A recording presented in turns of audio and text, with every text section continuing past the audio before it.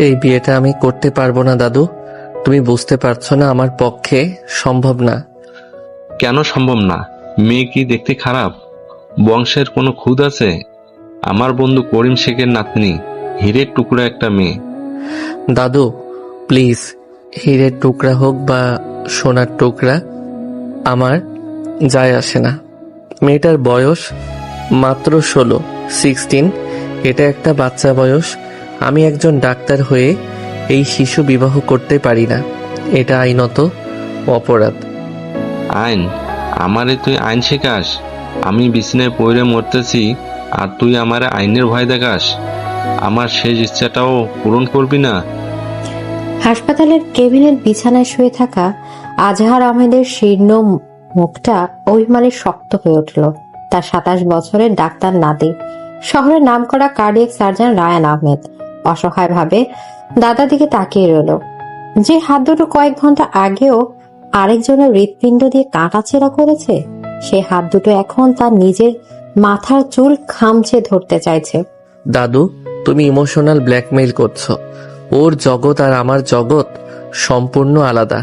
ও গ্রামের একটা সাধারণ মেয়ে, আর আমি, আমার লাইফস্টাইল কিছুই মিলবে না। সারা জীবন শুধু অশান্তি হবে। অশান্তি তো এখন তোর জীবনে চলতেছে।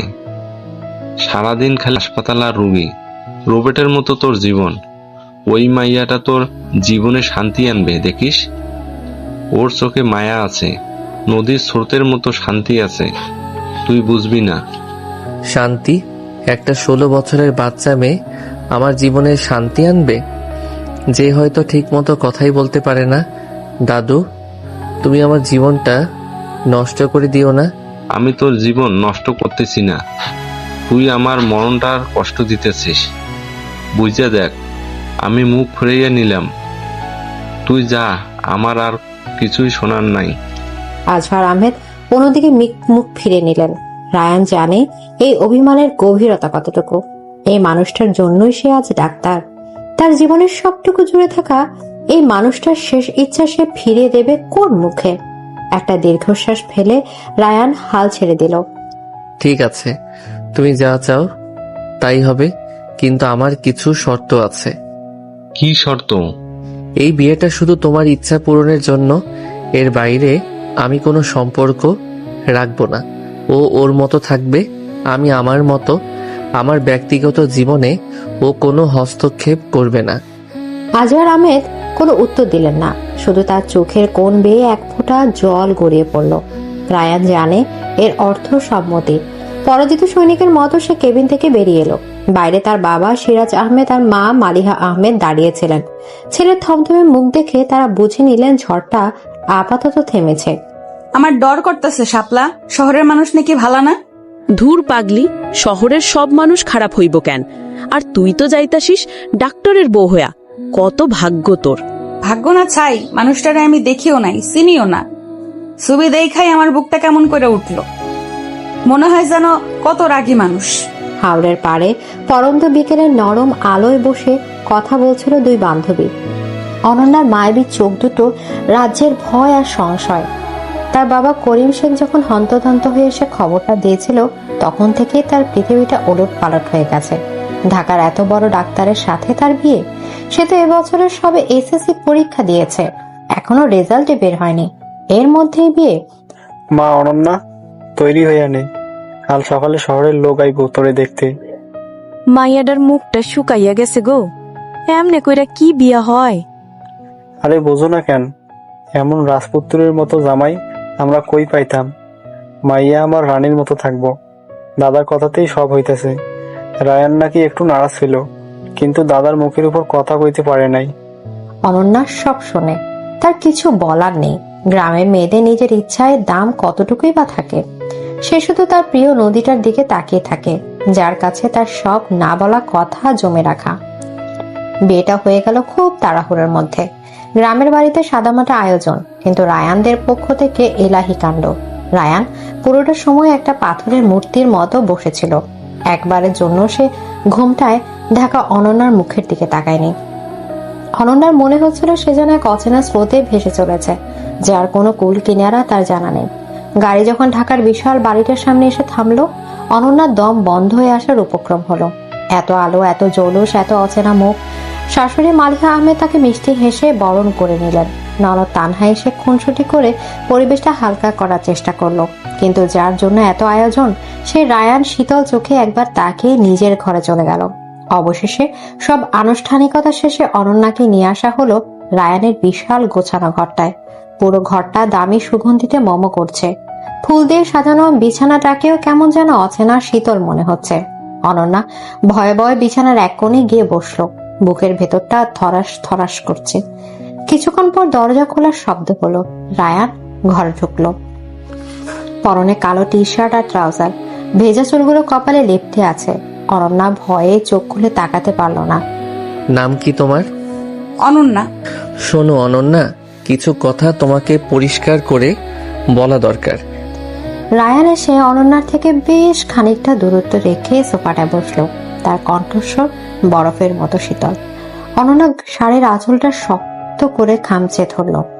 এই বিয়েটা কেন, কিভাবে হয়েছে সেটা তুমি নিশ্চয়ই জানো। আমি এই বিয়েটা করতে চাইনি।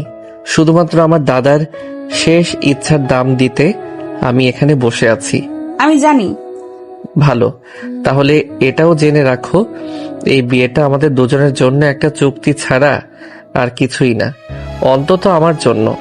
তুমি এই বাড়িতে থাকবে, সবার সাথে মিলেমিশে থাকার চেষ্টা করবে, আমার মা বাবা বোনকে কোনো অভিযোগের সুযোগ দেবে না। বিনিময়ে তোমার পড়াশোনা, থাকা খাওয়ার সব দায়িত্ব আমার, কিন্তু আমার ব্যক্তিগত জীবনে ঢোকার কোনো চেষ্টা করবে না। অনন্যার মনে হলো কেউ যেন তার কানের কাছে একটা কাঁচের গ্লাস ভেঙে ফেললো। তীক্ষ্ণ শব্দে তার ভেতরটা ক্ষত বিক্ষত হয়ে গেল। সে চোখ তুলে রায়ানের দিকে তাকালো। লোকটার চোখে কোনো রাগ নেই, ঘৃণা নেই, আছে শুধু রাজ্যের উদাসীনতা। এই উদাসীনতা ঘৃণার চেয়ে ভয়ঙ্কর। আমি আপনার ব্যক্তিগত জীবনে ঢুকতে আসিনি। তাই? তাহলে ভবিষ্যতে এমন কোনো কাজ করবে না যাতে আমার ধারণা বদলাতে হয়। স্ত্রী হিসেবে কোনো অধিকার খাটানোর চেষ্টা করবে না। আমি কখন ফিরবো, কোথায় যাব, কার সাথে মিশবো, এসব নিয়ে কোনো প্রশ্ন করবে না। পারবে? পারবো। গুড। আর একটা কথা, আমরা এক ঘরে থাকলেও আমাদের শোবার ব্যবস্থা আলাদা হবে। তুমি খাটে শোবে, আমি সোফায়। কোনো অসুবিধা আছে? না। ঠিক আছে, আমার খুব ঘুম পাচ্ছে, আমি লাইট নেভাচ্ছি। রায়ান উঠে গিয়ে ঘরের আলো নিভিয়ে দিল। শুধু ব্যালকনির দরজা দিয়ে আসা চাঁদের আবছা আলো ঘরটায় মায়াবী এক বিষণ্ণতা তৈরি করেছে। রায়ান কোনো দিকেও না তাকিয়ে সোফায় শুয়ে পড়ল। অনন্যা পাথরের মতো বসে রইল ফুল দিয়ে সাজানো সেই বিশাল খাটে। তার 16 বছরের জীবনে সে অনেক কষ্ট দেখেছে, কিন্তু অপমানের এমন শীতল রূপ সে আগে কখনো দেখেনি। চোখ ফেটে কান্না আসছে, কিন্তু সে কাঁদবে না। এই অচেনা শহরে, এই অচেনা মানুষটার সামনে সে নিজেকে দুর্বল প্রমাণ করতে চায় না। নিঃশব্দে সে চোখের জল মুছে ফেলল। বাইরে ঝিঝি পোকার ডাক, আর ঘরের ভেতরে দুটো পৃথিবীর দুই বাসিন্দা নিজেদের তৈরি করা বরফ শীতল দেয়ালে বন্দী হয়ে নতুন একটা জীবন শুরু করলো। ভোরের আলো ফোটার অনেক আগে অনন্যার ঘুম ভেঙে গেল। অচেনা জায়গা, অচেনা বিছানার নরম গদিটা তার শরীরে কাঁটার মতো বিঁধছিল। গ্রামের বাড়িতে এত বেলা পর্যন্ত ঘুমানোর অভ্যাস তার কোনোদিনই ছিল না। সে খুব সাবধানে বিছানা থেকে নামলো, যেন এতটুকু শব্দ না হয়। ঘরের আবছা অন্ধকারে চোখ সরিয়ে নিতেই তার দৃষ্টি গেল সোফার দিকে। রায়ান গভীর ঘুমে অচেতন। লোকটার কঠিন ভাবলেশীন মুখটা ঘুমের মধ্যে কেমন আশ্চর্য রকম শান্ত দেখাচ্ছে। দিনের বেলার সেই রুক্ষতা, সেই শীতলতার লেশ মাত্র নেই। কপালে এসে পড়া কয়েকটা অবাধ্য চুল তাকে দেখতে ঠিক তার বয়সী অন্য 10টা সাধারণ যুবকের মতোই লাগছে। অনন্যা বেশিক্ষণ তাকিয়ে থাকতে পারল না। অজানা এক সংকোচে সে চোখ নামিয়ে নিল। আল্লাহ! সে ধীর পায়ে ওয়াশরুমের দিকে এগিয়ে গেল। বিশাল ঝকঝকে ওয়াশরুমের থেকে সে খানিকটা ঘাবড়ে যায়। কোন জিনিসটা কিসের জন্য তা বুঝতে তার কিছুক্ষণ সময় লাগলো। কোনো মতে অজু সেরে এসে ঘরের এক কোনায় দাঁড়িয়ে সে ফজরের নামাজ আদায় করে নিল। নামাজ শেষে জায়নামাজে বসে সে তার গ্রামের বাড়ির কথা ভাবছিল। এই সময় মা হয়তো উঠে রান্নাঘরে চলে গেছে। বাবা আর ছোট ভাইটা এখনো ঘুম। আর সে নিজে হয়তো নদীর পাড়ে গিয়ে বসতো। এখনকার আকাশটাও কি তার গ্রামের আকাশের মতো নীল? দরজা খোলার শব্দে অনন্যার ভাবনা সুতো ছিঁড়ে গেল। রায়ান ঘুম থেকে উঠে পড়েছে। চোখ ডলতে ডলতে সে সোজা ওয়াশরুমের দিকে চলে গেল। অনন্যা যে ঘরে আছে সেটা যেন তার চোখেই পড়ল না। অনন্যা জায়নামাজ গুটিয়ে খাটের এক পাশে গিয়ে জড়সড় হয়ে বসলো। এখন সে কি করবে? কিছুক্ষণ পর রায়ান বেরিয়ে এলো, পরনে জগিং এর পোশাক। তার পেশিবহুল শরীরটা স্পষ্ট ফুটে উঠেছে। এখনো বসে আছো কেন? নিচে যাও, মা হয়তো তোমাকে খুঁজবেন। জি। আর শোনো, অযথা আমার জন্য অপেক্ষা করার বা কোনো কিছুর খেয়াল রাখার দরকার নেই, নিজের মতো থাকবে। কথাগুলো বলে রায়ান আর এক মুহূর্ত দাঁড়ালো না, ঘর থেকে বেরিয়ে গেল। অনন্যার মনে হলো লোকটা যেন তাকে প্রতি মুহূর্তে মনে করে দিতে চায় যে এই সংসারে সে কতটা অবাঞ্ছিত। একটা দীর্ঘশ্বাস ফেলে সে আলনা থেকে একটা সাধারণ সুতির শাড়ি বের করে পরে নিল। তারপর ভয়ে ভয়ে ঘর থেকে বেরিয়ে এলো। বিশাল ডাইনিং টেবিলটাতে সকালের নাস্তার এলাহি আয়োজন। সিরাজ আহমেদ খবরে কাগজ পড়ছেন আর মালিহা আহমেদ কাজের লোককে নির্দেশ দিচ্ছেন। অনন্যাকে সিঁড়ি দিয়ে নামতে দেখে তিনি মিষ্টি করে হাসলেন। আরে, এর মধ্যে উঠে পড়েছিস? আয় মা, বস। গুড মর্নিং ভাবি। কি ব্যাপার, মুখটা এমন শুকনো কেন? ভাইয়া কিছু বলেছে নাকি? তানহা ছুটে এসে অনন্যার হাত ধরে তাকে টেনে চেয়ারে বসিয়ে দিল। মেয়েটার চঞ্চলতা অনন্যার সব ভয় দূর করে দেয়। না আপু, কিছু বলেনি। রায়ান কোথায়? এখনো নামিনি? ঠিক তখনই রায়ান ঘরে ঢুকলো, সারা শরীর ঘামে ভেজা। সে কারো দিকে না তাকিয়ে সোজা নিজের চেয়ারে বসে পড়ল। মা, তাড়াতাড়ি নাস্তা দাও, আজ একটা ক্রিটিক্যাল সার্জারি আছে। তুই আগে ফ্রেশ হয়ে আয়, এভাবে কেউ খেতে বসে? সময় নেই, তুমি দাও। মালিহা আহমেদ ছেলের কথার উপর কথা বললেন না। জরিনা খালা রায়ানের প্লেটে খাবার তুলে দিল। রায়ান দ্রুত খাওয়া শুরু করলো। একবারের জন্য সে পাশে বসে থাকা অনন্যার দিকে তাকালো না। অনন্যা মাথা নিচু করে বসে রইল। সবার সামনে এ উপেক্ষা তার বুকে ছুরির মতো বিঁধছিল। ভাবি, তুমি খাচ্ছ না কেন? নাও, এটা খাও। ভাইয়ার পছন্দের খাবার, তোমারও ভালো লাগবে। তানহা এক টুকরা পরোটা অনন্যার প্লেটে তুলে দিল। রায়ান খাওয়া শেষ করে উঠে দাঁড়ালো। আমি বেরোচ্ছি, ফিরতে রাত হবে। বৌমাকে সঙ্গে নিয়ে যা, দাদাকে একবার দেখিয়ে আনবি। বাবা, আমার সময় নেই, তানহা বিকেলে নিয়ে যাবে। রায়ান হন হন করে বেরিয়ে গেল। পুরো টেবিল জুড়ে এক অস্বস্তিকর নীরবতা নেমে এলো। অনন্যার মনে হলো সে বুঝি কান্না করে ফেলবে। তুই কিছু মনে করিস না মা, ও কাজের মধ্যে থাকলে এমনি হয়ে যায়, একদম পাগল একটা। ছাড়ো তো মা, ভাই একটা আস্ত খাটাস। তুমি ওর কথায় কান দিও না তো ভাবি। চলো আমরা বরং গল্প করি। আচ্ছা, তোমার রেজাল্ট কবে দেবে? আর 1 মাস পর। দারুণ। তারপর তো কলেজে ভর্তি হতে হবে। ঢাকার সেরা কলেজে তোমার ভর্তির ব্যবস্থা আমি করব। আমরা দুজন মিলে খুব মজা করব। তানহার আন্তরিকতার অনন্যার মনটা একটু ভালো হলো। সে আস্তে আস্তে নাস্তা শেষ করলো। সারাদিনটা অনন্যার কাটলো একরাশ শূন্যতার মধ্যে। এত বড় বাড়ি, এত জিনিসপত্র, কিন্তু সবকিছু কেমন যেন প্রাণহীন। তার কেবলই মনে হচ্ছিল সে একটা সোনার খাঁচায় বন্দী হয়ে আছে। দুপুরে সে তার মায়ের সাথে ফোনে কথা বলল। কিরে মা, কেমন আছিস? জামাই তোর খেয়াল রাখে তো? হ্যাঁ মা, খুব ভালো আছি। সবাই অনেক যত্ন করে, উনিও খুব ভালো। মায়ের কাছে সে মিথ্যা বলল। সত্যিটা বলে মাকে কষ্ট দিতে তার মন চাইল না। ফোন রেখে সে ব্যালকনিতে এসে দাঁড়ালো। এখান থেকে অনেক দূরের আকাশ দেখা যায়, কিন্তু তার গ্রামের মতো খোলা আকাশ এটা নয়। বড় বড় বিল্ডিং গুলো যেন আকাশ তাকে গিলে ফেলেছে। তার খুব করে হাওরের জন্য, তার নদীর জন্য মন কেমন করতে লাগলো। বিকেলে তানহা তাকে দিয়ে দাদুকে দেখতে গেল। আজহার আহমদকে দেখে অনন্যার খুব মায়া হলো। বিছানায় শুয়ে থাকা বৃদ্ধ মানুষটার চোখ দুটো শুধু জল জল করছে। কেমন আছিস রে দাদু ভাই?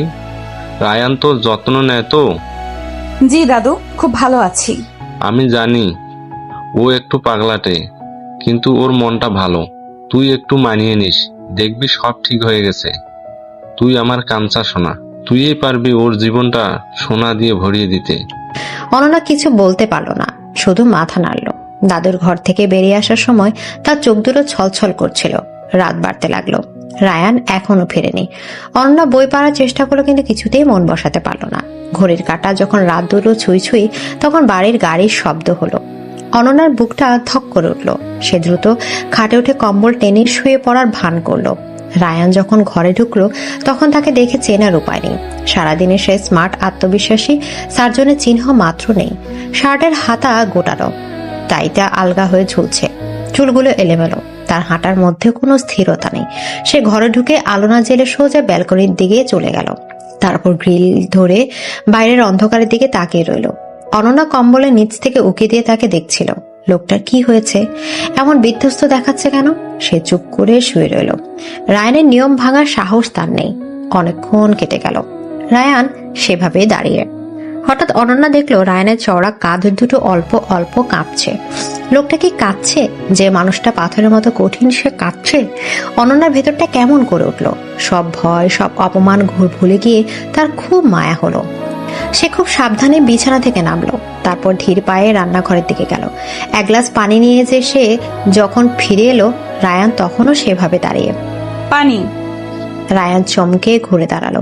অন্ধকারে অনন্যার মুখটা স্পষ্ট দেখা যাচ্ছে না, কিন্তু তার মায়াবী চোখ দুটো চাঁদের আলোয় চিকচিক করছে। রায়ানের মনে হলো এই দুটো চোখে কোনো অভিযোগ নেই, প্রশ্ন নেই, আছে শুধু একরাশ নির্মল মায়া। সে কিছু বলতে গিয়েও পারল না, তার গলাটা ধরে আসছিল। সে কিছু না বলে অনন্যার হাত থেকে গ্লাসটা নিল। এক নিঃশ্বাসে পুরো পানিটা শেষ করে খালি গ্লাসটা ফিরিয়ে দিল। আপনার শরীর ভালো না? প্রশ্নটা করে অনন্য জিভ কাটলো। রায়ান তো তাকে কোনো প্রশ্ন করতে নিষেধ করেছিল। সে ভয়ে ভয়ে রায়ানের মুখের দিকে তাকালো। আজ একটা বাচ্চা মেয়েকে বাঁচাতে পারলাম না, হার্ট ট্রান্সপ্ল্যান্ট করেছিলাম, কিন্তু রায়ান আর বলতে পারল না। সে মুখ ফিরিয়ে নিল। অনন্যা স্তব্ধ হয়ে দাঁড়িয়ে রইল। সে একজন ডাক্তারের কষ্ট, একজন মানুষের ব্যর্থতার যন্ত্রণা খুব কাছ থেকে দেখল। সে কি বলবে ভেবে পেল না। তার গ্রামের ভাষায় কোনো সান্ত্বনা কি এই শহরে মানুষটার কষ্ট কমাতে পারবে? সে কিছুই বলল না, শুধু ধীর পায়ে এগিয়ে এসে রায়ানের পাশে দাঁড়ালো। আপনি বিশ্রাম নিন, সব ঠিক হয়ে যাবে। কথাগুলো খুব সাধারণ, কিন্তু অনন্যার বলার ভঙ্গিতে এমন এক সরল বিশ্বাস ছিল যা রায়ানের বিধ্বস্ত স্নায়ুকে শান্ত করে দিল। সে অবাক হয়ে অনন্যার দিকে তাকালো। এই প্রথমবার সে মেয়েটাকে দেখল। 16 বছরের এক কিশোরী, যার চোখে ভয়ের বদলে ফুটে উঠেছে অদ্ভুত এক প্রশান্তি, যার মায়াবী মুখটায় লেগে আছে হাওড়ের ভেজা মাটির স্নিগ্ধতা। দাদুর কথাটা তার মনে পড়ে গেল। ওর চোখে মায়া আছে, নদীর স্রোতের মতো শান্তি আছে। রায়ান কিছু বলল না, শুধু তাকিয়ে রইল।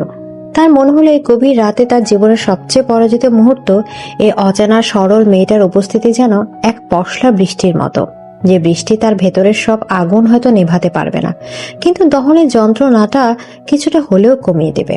পরের দিন সকালে রায়ানের ঘুম ভাঙল সোফার অস্বস্তিতে নয়, বরং একরাশ দ্বিধার সংকোচ নিয়ে। গত রাতের ঘটনাগুলো আপনার স্বপ্নের মতো তার মাথার ঘুরপাক খাচ্ছিল। একজন পরাজিত বিধ্বস্ত রায়ান, আর তার পাশে একজনের শান্ত মায়াবী চোখ। সে কি সত্যি এতটা দুর্বল হয়ে পড়েছিল এই বাচ্চা মেয়েটার সামনে? ছি, নিজের উপরই তার তীব্র বিরক্ত হলো। সে দ্রুত উঠে বসলো। ঘরের আবছা আলোয় দেখলো অনন্যা খাটের উপর গুটিসুটি মেরে ঘুমিয়ে আছে। ভোরের নরম আলোটা পড়েছে তার মুখে। কি আশ্চর্য সরল আর নিষ্পাপ দেখাচ্ছে। রাতে সেই সান্ত্বনা দেয়া গভীর চোখ দুটো এখন বন্ধ। রায়ানের ভেতরটা কেমন মোচড় দিয়ে উঠল।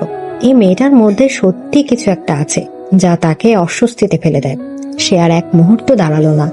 নিঃশব্দে পোশাক নিয়ে ওয়াশরুমে চলে গেল। হাসপাতালে যাওয়ার জন্য যখন সে তৈরি হচ্ছিল, অনন্যার ঘুম ভেঙে গেল।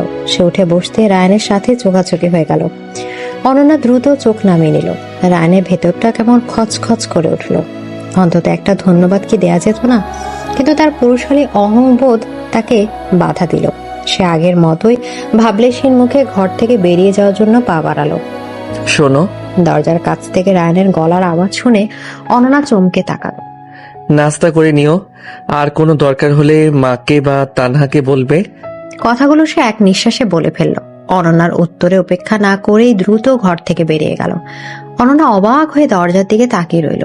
লোকটাই প্রথমবার তার খাওয়া বা প্রয়োজন নিয়ে কথা বলল। কারণটা যাই হোক, অনন্যার শুকনো সকালটা হঠাৎ করে একটু রঙিন মনে হলো। কি ব্যাপার ভাবি, একা একা হাসছো যে? ভাইয়া কি যাওয়ার সময় আই লাভ ইউ বলে গেল নাকি? তানহা এক কাপ কফি নিয়ে ঘরে ঢুকতে ঢুকতে চোখ টিপে কথাটা বলল। অনন্যার লজ্জায় লাল হয়ে গেল। কি যে বলো না আপু। তাহলে নিশ্চয়ই ভালো কিছু হয়েছে। তোমার মুখটা সকাল থেকে একদম ফুটে থাকা শাপলা ফুলের মতো লাগছে। যাই হোক, তোমার কলেজে ভর্তির ফর্ম এনেছি, আজকেই পূরণ করতে হবে। তানহা বিছানার উপর একগাদা কাগজপত্র ছড়িয়ে বসলো। অনন্যা আগ্রহ নিয়ে ফর্মগুলো দেখতে লাগলো। পড়াশোনা আবার শুরু করতে পারবে, এটা ভাবতে তার মনটা ভালো হয়ে গেল। আচ্ছা ভাবি, তোমার আর কি কি করতে ভালো লাগে? মানে গান গাইতে, ছবি আঁকতে, এসব? আমাদের গ্রামে থাকতে নদীতে সাঁতার কাটতাম আর গুনগুন করে গান গাইতাম। মাঝে মাঝে মাটির দেওয়ালে কয়লা দিয়ে আঁকিবুকি করতাম। সত্যি? কি গান গাইতে তুমি? ওই আর কি, যা শুনতাম তাই, ভাটিয়ালি, ভাওয়াইয়া। আমাকে একটা শোনাবে প্লিজ? অনন্যা লজ্জায় মাথা নিচু করে ফেলল। আমি ভালো গাইতে পারি না। আচ্ছা ঠিক আছে, জোর করব না, কিন্তু তোমার আঁকা আঁকির হাতটা আমি দেখতে চাই। দাঁড়াও, আমি আমার পুরনো স্কেচ বুক আর পেন্সিল নিয়ে আসছি। তানহা ছুটে ঘর থেকে বেরিয়ে গেল। কিছুক্ষণ পরে একটা স্কেচ বুক আর বাক্স ভর্তি রং পেন্সিল নিয়ে হাজির হলো। অনন্যা প্রথমে কিছুটা ইতস্তত করলেও সাদা খাতার রঙের গন্ধ তাকে লোভাতুর করে তুলল। সে ভয়ে ভয়ে একটা পেন্সিল হাতে তুলে নিল। তারপর চোখ বন্ধ করে ভাবতে লাগলো তার গ্রামের নদীর কথা, সেই নদীর ধারে বিশাল হিজল গাছটার কথা। তার হাত চলতে শুরু করলো। তানহা অবাক হয়ে দেখলো কি অবলীলায় অনন্যার পেন্সিলের আঁচড়ে একটা জীবন্ত দৃশ্য ফুটে উঠেছে। এই তো সাধারণ আঁকেবুকি নয়, এ তো শিল্পীর হাত।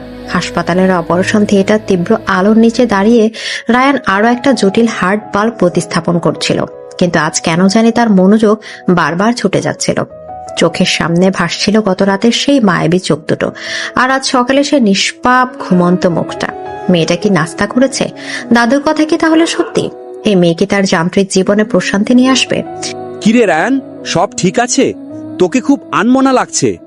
রায়ানের ঘনিষ্ঠ বন্ধু এবং সহকর্মী ডাক্তার সাকিব প্রশ্নটা করতে রায়ান বাস্তবে ফিরে এলো। হ্যাঁ, সব ঠিক আছে, কনসেন্ট্রেট।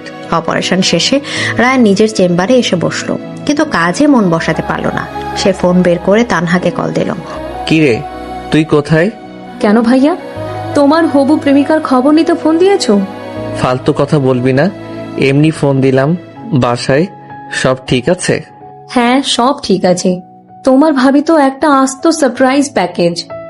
যা আঁকার হাত, দেখলে তুমিও অবাক হয়ে যাবে। একটা ছবি আঁকছে, মনে হচ্ছে যেন এখনই খাতা থেকে নদীটা বেরিয়ে আসবে। আঁকতে পারেও? পারে মানে অসাধারণ পারি। তুমি তো ভাবির কোনো খোঁজই রাখো না। আজ তাড়াতাড়ি বাসায় এসো, নিজের চোখেই দেখবে। রায়ান ফোনটা রেখে দিল। তার মনের মধ্যে এক অদ্ভুত কৌতূহল জন্ম দিল। যে মেয়েটাকে সে একটা সাধারণ অশিক্ষিত গ্রামের মেয়ে ভেবে অবহেলা করে এসেছে, তার ভেতরেও একটা শিল্পী লুকিয়ে আছে। তার কেন জানি মেয়েটাকে নতুন করে জানতে ইচ্ছা করলো। সেদিন বিকেলে রায়ান সময়ের অনেক আগেই বাড়ি ফিরল। পুরো বাড়িটা নিস্তব্ধ। সে ভাবলো হয়তো সবাই বিশ্রাম নিচ্ছে। নিজের ঘরের দিকে যাওয়ার সময় হঠাৎ করে তার কানে একটা গুনগুন সুর ভেসে এলো। সুরটা আসছে ছাদের বাগান থেকে। খুব চেনা সুর, কিন্তু গলার আওয়াজটা অচেনা, মিষ্টি আর মায়াবী। কৌতূহলী হয়ে রায়ান নিঃশব্দে সিঁড়ি বেয়ে ছাদের দিকে উঠে গেল। ছাদের দরজার কাছে গিয়ে সে থমকে দাঁড়ালো। পরন্ত বিকেলে সোনালি আলোয় টোবে লাগানো হাসনাহেনা গাছের পাশে মাটিতে বসে আছে অনন্যা। তার কোলের উপর স্কেচবুক। সে এক মনে ছবি আঁকছে আর খুব মৃদুস্বরে গাইছে, আমারও পরানো যাহা চাই তুমি তাই, তুমি তাই গো। রায়ান যেন পাথরের মূর্তি হয়ে গেল। অনন্যার এলোমেলো চুলগুলো বাতাসে উঠছে। তার সরল মুখে এসে পড়েছে বিকেলের নরম রোদ। তার কণ্ঠস্বরে কোনো প্রশিক্ষণ নেই, কিন্তু যে আবেগ আর মায়া আছে তা হাজারো প্রশিক্ষিত শিল্পীর কণ্ঠেও দুর্লভ। সুরটা যেন হাওয়ায় ভেসে এসে রায়ানের বুকের ভেতরে সব কঠিন দেয়ালগুলো ফাটল ধরে দিচ্ছে। এই প্রথমবার রায়ানের মনে হলো অনন্যা শুধু একটা 16 বছরের শরীর নয়, তার ভেতরে আছে এক গভীর পরিপূর্ণ আত্মা। সে আর সামলে এগোলো না। নীরবে দরজার আড়ালে দাঁড়িয়ে রইল যতক্ষণ না অনন্যার গান শেষ হলো। গান শেষে অনন্যা যখন স্কেচবুকটা বুকে জড়িয়ে ধরলো, তখন রায়ান দেখলো মেয়েটার চোখ দুটো ভেজা। সে কি বাড়ির জন্য কাঁদছে? রায়ান নিঃশব্দে নিচে নেমে এলো। তার বুকের ভেতরটা এক অজানা অনুভূতিতে তোলপাড় করছে। রাতের খাবার টেবিলে আজ রায়ান অস্বাভাবিকভাবে রকমের চুপচাপ। সে শুধু আর চোখে বারবার অনন্যাকে দেখছিল। অনন্যা আজও মাথা নিচু করে খাচ্ছে, কারোর সাথে কথা বলছে না। রায়ানের খুব ইচ্ছা করছিল তাকে তার গানের ব্যাপারে, তার আকারের ব্যাপারে জিজ্ঞেস করতে, কিন্তু সবার সামনে সংকোচ ছিল। খাবার শেষে সবাই যখন উঠে গেল, অনন্যা প্লেটগুলো গোছাতে শুরু করলো। ওগুলো জরিনা খালা করবে, তুমি ঘরে যাও। অনন্যা চমকে রায়ানের দিকে তাকালো। রায়ান ধীর পায়ে তার দিকে এগিয়ে এলো। তোমার আঁকা ছবিটা তানহা দেখিয়েছে, খুব সুন্দর হয়েছে। অনন্যা চমকে রায়ানের দিকে তাকালো। রায়ান ধীর পায়ে তার দিকে এগিয়ে এলো। তোমার আঁকা ছবিটা তানহা দেখিয়েছে, খুব সুন্দর হয়েছে। অনন্যার মুখ লজ্জায় আর আনন্দে লাল হয়ে গেল। এই লোকটাই প্রথম তার কোনো কাজের প্রশংসা করলো। ধন্যবাদ। গানটাও সুন্দর গাও। এবার অনন্যা যেন দম বন্ধ হয়ে আসার উপক্রম। সে ভয়ে ভয়ে বলল, আপনি শুনেছেন? বিকেলে ছাদে ছিলে যখন। অনন্যা আর কিছু বলতে পারল না। লজ্জায় তার মাটির নিচে মিশে যেতে ইচ্ছা করছিল। সে দ্রুত রান্নাঘরের থেকে পালিয়ে যেতে চাইল, কিন্তু রায়ান তার পথ আগলে দাঁড়ালো। একটা কথা বলবো? জি। গত রাতের জন্য ধন্যবাদ। অনন্যা মাথা তুলে রায়ানের চোখের দিকে তাকালো। সেই শীতল উদাসীন চোখ দুটোতে আছে এক নতুন আভা। তাতে রাগ নেই, অবহেলা নেই, আছে এক গভীর নরম দৃষ্টি। রায়ান আর কিছু না বলে নিজের ঘরের দিকে চলে গেল। সেদিন রাতে অনন্যা যখন বিছানায় শুতে গেল, সে দেখলো তার বালিশের পাশে একটা সুন্দর বাক্স। সে ভয়ে ভয়ে বাক্সটা খুলল। ভেতরে বিশ্বের সেরা ব্র্যান্ডের রং পেন্সিল আর একটা দামি স্কেচবুক। বাক্সের নিচে একটা ছোট কাগজে লেখা, তোমার নদী, আকাশ আর হিজল গাছের জন্য। অনন্যা চোখ দিয়ে টপটপ করে পানি গড়িয়ে পড়ল। তবে এই জল কষ্টের নয়, এই জল একরাশ মুগ্ধতা আর না বোঝা ভালো লাগার। সে বাক্সটা বুকে জড়িয়ে ধরল।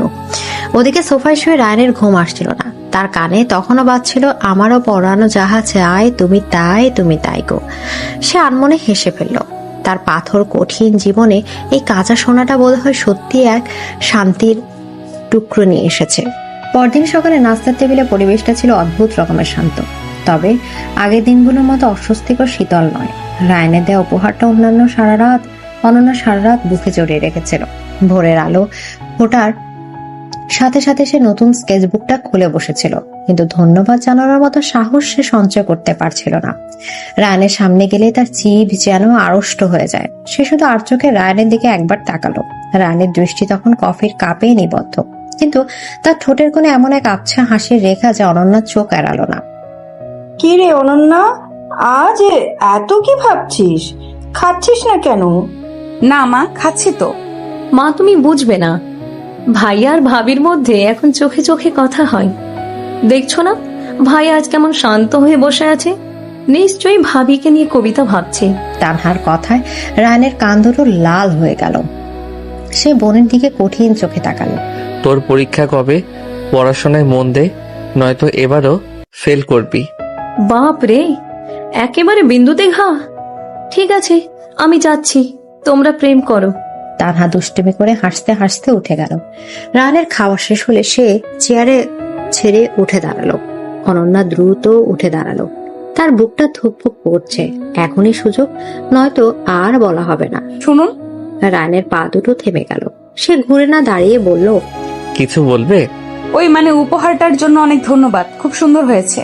রায়ানের চওড়া পিঠটা দেখে অনন্যা বুঝতে পারছিল লোকটা হাসছে। সে কোনো উত্তর না দিয়ে শুধু ঘাড়টা সামান্য কাত করে বেরিয়ে গেল।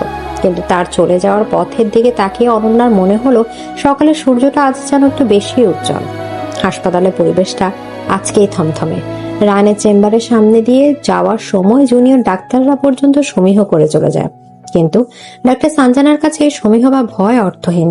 সে কফি মুখ হাতে নিয়ে কোন রকম অনুভূতি ছাড়াই রায়ানের চেম্বারে ঢুকে পড়ল। কি ব্যাপার রায়ান্স, আজকাল তোকে খুব খোশ মেজাজে দেখা যাচ্ছে। নতুন কোনো সাকসেসফুল সার্জারি নাকি? বাড়ির খবর ভালো? সানজানা বলার ভঙ্গিতে এক ধরনের ধারালো শ্লেষ ছিল। রায়ানের কপালে সূক্ষ্ম একটা ভাঁজ পড়ল। সে সানজানার এর গায়ে পড়া স্বভাবটা একদমই পছন্দ করে না। আমার বাড়ির খবর নিয়ে তোমার এত আগ্রহ কেন সানজানা? আরে আগ্রহ হবে না, শুনলাম তোর গ্রামের বউ নাকি দেখতে একেবারে বাচ্চা, ঠিক মতো কথা বলতে পারে, নাকি ইশারায় বোঝাতে হয়? আমাদের সার্কেলে মানাবে তো? আমার স্ত্রী কেমন সেটা নিয়ে তোমার না ভাবলেও চলবে। সে আমার স্ত্রী, কোনো প্রদর্শনীর বস্তু নয় যে সবার সাথে মানিয়ে চলতে হবে। আর আমার সার্কেল মানে আমার পরিবার, যেখানে সে খুব ভালোভাবেই মানিয়ে নিয়েছে। রায়ানের শান্ত কিন্তু দৃঢ় উত্তরে সানজানা মুখটা ছোট হয়ে গেল। সে ভাবতেও পারেনি রায়ানের মতো অসামাজিক একজন মানুষ তার গ্রাম্য স্ত্রীর পক্ষ নিয়ে এভাবে কথা বলবে। আমি তো মজা করছিলাম, তুই এত সিরিয়াসলি হয়ে যাচ্ছিস কেন? যাই হোক, সামনের সপ্তাহে ডিরেক্টর স্যারের পার্টি আছে, আশা করি ভাবিকে আমরা সেদিন দেখতে পাবো। সানজানা দাঁড়ালো না, কিন্তু তার কথাগুলো রায়ানের মাথায় একটা অস্বস্তির কাঁটা বিধিয়ে দিয়ে গেল। পার্টি? অনন্যাকে নিয়ে সে পার্টিতে যাবে? যে মেয়েটা বাড়ির ডাইনিং টেবিলে গুটিয়ে থাকে, সে শত শত আধুনিক মানুষের ভিড়ে নিজেকে কিভাবে সামলাবে? ভাবতেই রায়ানের কপালে চিন্তার ভাঁজ পড়ল।